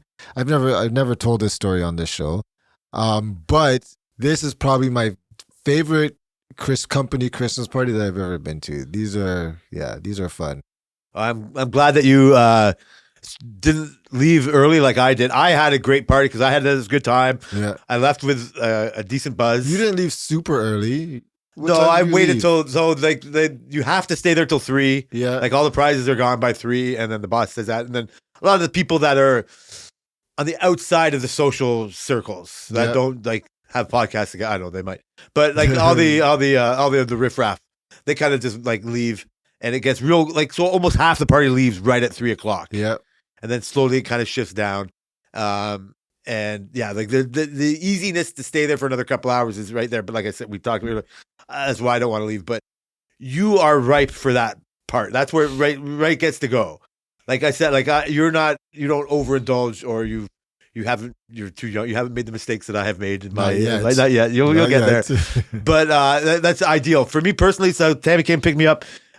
She was like, "Yeah, I'm going to the bulk bar right beside the bar you're at." And I said, "Yeah, go there. I'll meet you there." So and like I was perfect. I was fine. I was sober enough to do Lego the whole rest of the day. Nice. Like I didn't make a fool of myself at home. So like I said, I wanted to stay there and revel in all the things you do. But my point was made. I wasn't the first to leave or the last. They know that I don't know. It's like I think that this is what's kind of hard. How to say it? Even though you know you would like to stay with the people that are there, Yeah. doesn't mean you have to. No. That's all. That's I guess how I like. I don't know. No, to tie it you up in a don't bow. have to. No. But I'm glad that you did not do all the problems. And this, I don't even know how long we've been doing this kind of thing. But the last thing I can kind of think of with this, and I don't know if we had this conversation because of the Christmas party. I think I kind of tied it in with being in this circle of life age thing where Alvin tells me he's born the year I started there, and talking to like a young guy like Zach when he has it, and then seeing the other people like Sunil's story that's almost like fucking 8-10 years old now. I don't know how old it is now, but it's almost like a legacy story now. Yeah. And other people seeing so like I was saying it like you were, I don't know how good, but see how old I am to some of these younger people and see how young they seem to me. And just like it ended up coming to a conversation where you said, who would want to be young again? Yes. What's the age cutoff? We were talking like a dumb 16-year-old, like a dumb 25-year-old. Like you don't want to be me. I'm not saying you don't, like, you're not mocking me, but are you in the best now? When do you say you don't want to be young again is what young is?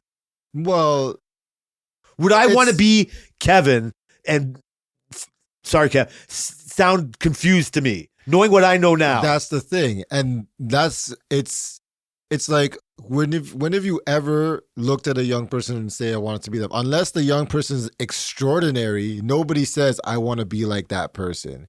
You have to be an extraordinary young person to want to be like.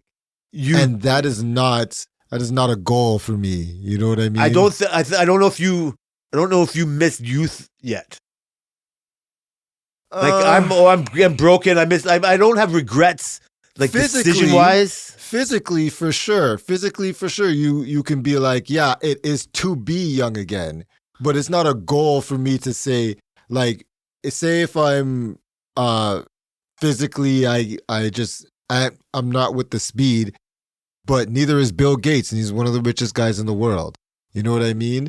Physically, there's a lot of other things you can do in life that are people older than you who do better than you because they've had more experience than you, and that makes more sense to want to be like than somebody who can. For example, I can look at Ja Morant, great basketball player. He's so young, he's spunky, but even though I don't like LeBron James, I would rather be like LeBron James at 40 with the mind that he has for basketball and the physicality. And he's 40. He's almost 40. So that to me is more impressive than Ja Morant being young and being bad. That to me is just, I just don't look at them as like a goal to go towards. I think experience and like a mental strength is just more intriguing to me. Do you think the appeal of the experience is more appealing to you than the appeal of youth? Yeah, because youth is fleeting. It's not something that stays around forever. You never lose the experience. Yeah, you never lose the experience unless you lose your mind. And that will eventually happen. But the problem is, you know what I think is that, and I don't live my life thinking like this all the time, but you know what Bill Gates can't get is the time back. Absolutely. Right? Like I think like he will look at a guy like you and like compared to him, like have like nothing like he had figured out or whatever, the experiences that he has. But what he can't do is experience being 36 now. Absolutely. Right? Like but I think it's a bad place to live. Yeah. Like I don't look at youth like that either. Mm-hmm. Like I don't look at youth. I think it reminds you of missed opportunity. It's like dumb decisions that you might have made. Yep. I think it's a fool's game to like think of, because it will never work out what you have. You know what I mean? Like it's best to be happy where you are now or try to change it now. Yeah. Like all you really do have is now. Exactly. And looking back. I do, but it's hard not to look at youth jealously. Like it's easy to say young and dumb and just say that and just say knock Kevin for just like not knowing what he thinks he's about to get into. But that's what comes with that youth. Like it's I don't know if it's a jealousy thing to knock. It's like, this is what I was guessing at. Like, so when do I stop looking at? Do I look at you guys at like 36 and go, oh, that was the time of your life? Yeah. But are you looking at us at 36 and saying that was the time of your life because what? Because of the experience? You already had your experiences. You already had your 36. Are you only looking at it because I get up a little faster than you? Does that really matter? I don't know. Does that matter? It might be. You're right. I don't think it should. I think deep down, if you've lived your best life or you're feeling the best about yourself, you look at it like you had your experiences. Yeah. The problem is concentrating too much on the word had. Does that mean like I don't have more coming up? Like You watching definitely do. Kevin just like thinking about getting married and like having kids, do all that stuff. Just like, bro, you just don't know. You sound like you don't know what you're talking about. Yeah, you have no idea. But it's just like, oh man, like I'm not doing that. I've already done it. I've already had my shot. Mhm. Now am I jealous that you're taking that shot and you don't even know what you're not going to know? You know what I mean? Because you say like, oh, I wish I could go back now. You don't want to go back to high school because you know what 2 + 2 is. You want to go back to high school because you know how you can fucking get any chick you want now. You know how you can fake it till you make it. You know what is, you know what I mean? I'm going to fucking put stock in IBM or whatever it is. For sure, but the only way I would want to go back is to take my experiences that I have now back with me. Then I just rather be me then. Yes. I wouldn't want to go I back agree. just to get a couple. I mean, yes, getting a couple more years on your life would obviously be great, but at the end of the day, I'm going back with who I am right now. I'm not going back to be that person that I was. That's why looking at wanting to be young or trying to be young forever to me is kind of ridiculous because all the smart rich people are old. They're not young. That's hilarious, man. That's really good. I think you think of it like, I think you're good at that. I think you're on point. I don't think you have to worry about that. I think your mindset about how you look at what you do for a living keeps you fresh, keeps you in that, like, no chance to regret it. I'm not saying I look at it like I regret it like that. I just like, oh, when I brought up the hockey talk, it's because they're playing hockey now. Yeah. Like I can't do it now. Yeah. Right? Like, but that's a physical thing. It's not like I can look at it and go, oh, you know what? I should have played. Yes. That's See? right. Like, you know what I mean? Like, I don't, like, you know what I mean? Like, oh yeah, go just try it to do it. You know what I mean? Like, I think if you're smart enough, you realize that like you still have time to do that now. Don't look at Zach and go, oh man, wish I was like a 24-year-old guy playing hockey and my dad was a Dolphin. Like, I'm not jealous. It's not a jealousy thing. Yeah. It's more of a, Envy? it's envy. Envy fucking nails it. Yeah. It's because you fucking pompous kid, you don't know what is in front of you. Yeah. Right? Like, and I don't think that ever has an age. Yeah. I think the frustration comes because it's like, I feel like sometimes they call me old, but I'm not. I don't think I'm that old. But like when I look at somebody like Zach and I say like, man, and I just talk to him and I just listen to how he talks about like work and stuff. Like, if you just turn your head a little bit, you could make yourself so much. You could set yourself so much better in the future. I think that's one thing that. When you look back, you're looking back like you could do something better. Yeah, you're not wishing you were in that situation. You're just what you would do if you were that situation. Exactly. So But yeah, I think that's innocent enough. yeah, it's real. I think at the party though, that's where I kind of caught some of those feelings, not of nostalgia, not just like I was aware of them. Like I think I was not drunk enough not to know that what was going on, but I was on that drunk level. Oh, these conversations are happening now. Yeah. And it's almost one of those things where if you hang out with your old friends for too long, all you talk about is remember when. And then you start to go, yeah, these kids today, they don't know what good music is. Or instead of going like, hey, why do you like that? Exactly. Or where does that come from? Or why do you think that way? Exactly. Like, and then you, just as easy, you can, like for me personally, you can say, hey, good for you. You told that guy you wanted to do a podcast with him. You fucking said, you know what I mean, this, and all of a sudden you're learning about this, that, or the other. There you go. But it's, yeah, I mean, without being in without being in a perceived world that will allow you to try to do those kind of things, you almost don't think it's available to you. Yeah. You think, oh, that's something some stupid kids do. Or that's something, and it's just like, you know what, like, just embrace what you might want to do. Yeah. And yeah, I mean, I agree with you. I think that then you don't have to worry about, oh, if I was young, I could do a podcast now.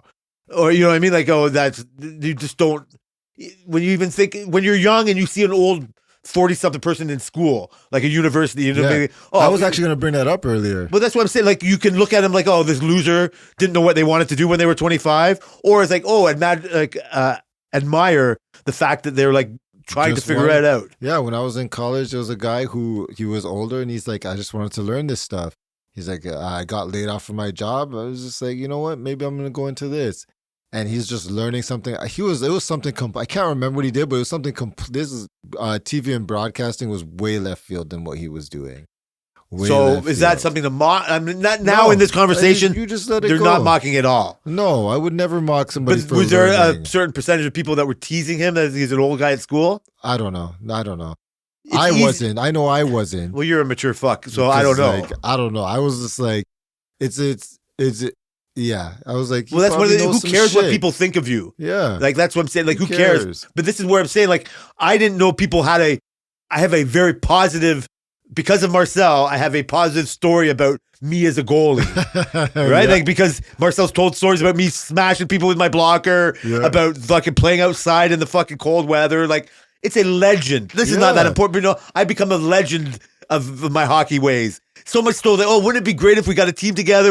No. Let those stories say where they are. Don't ruin. If you got a glimpse of me how I would play now, it would ruin all the stories. Well, you could start practicing.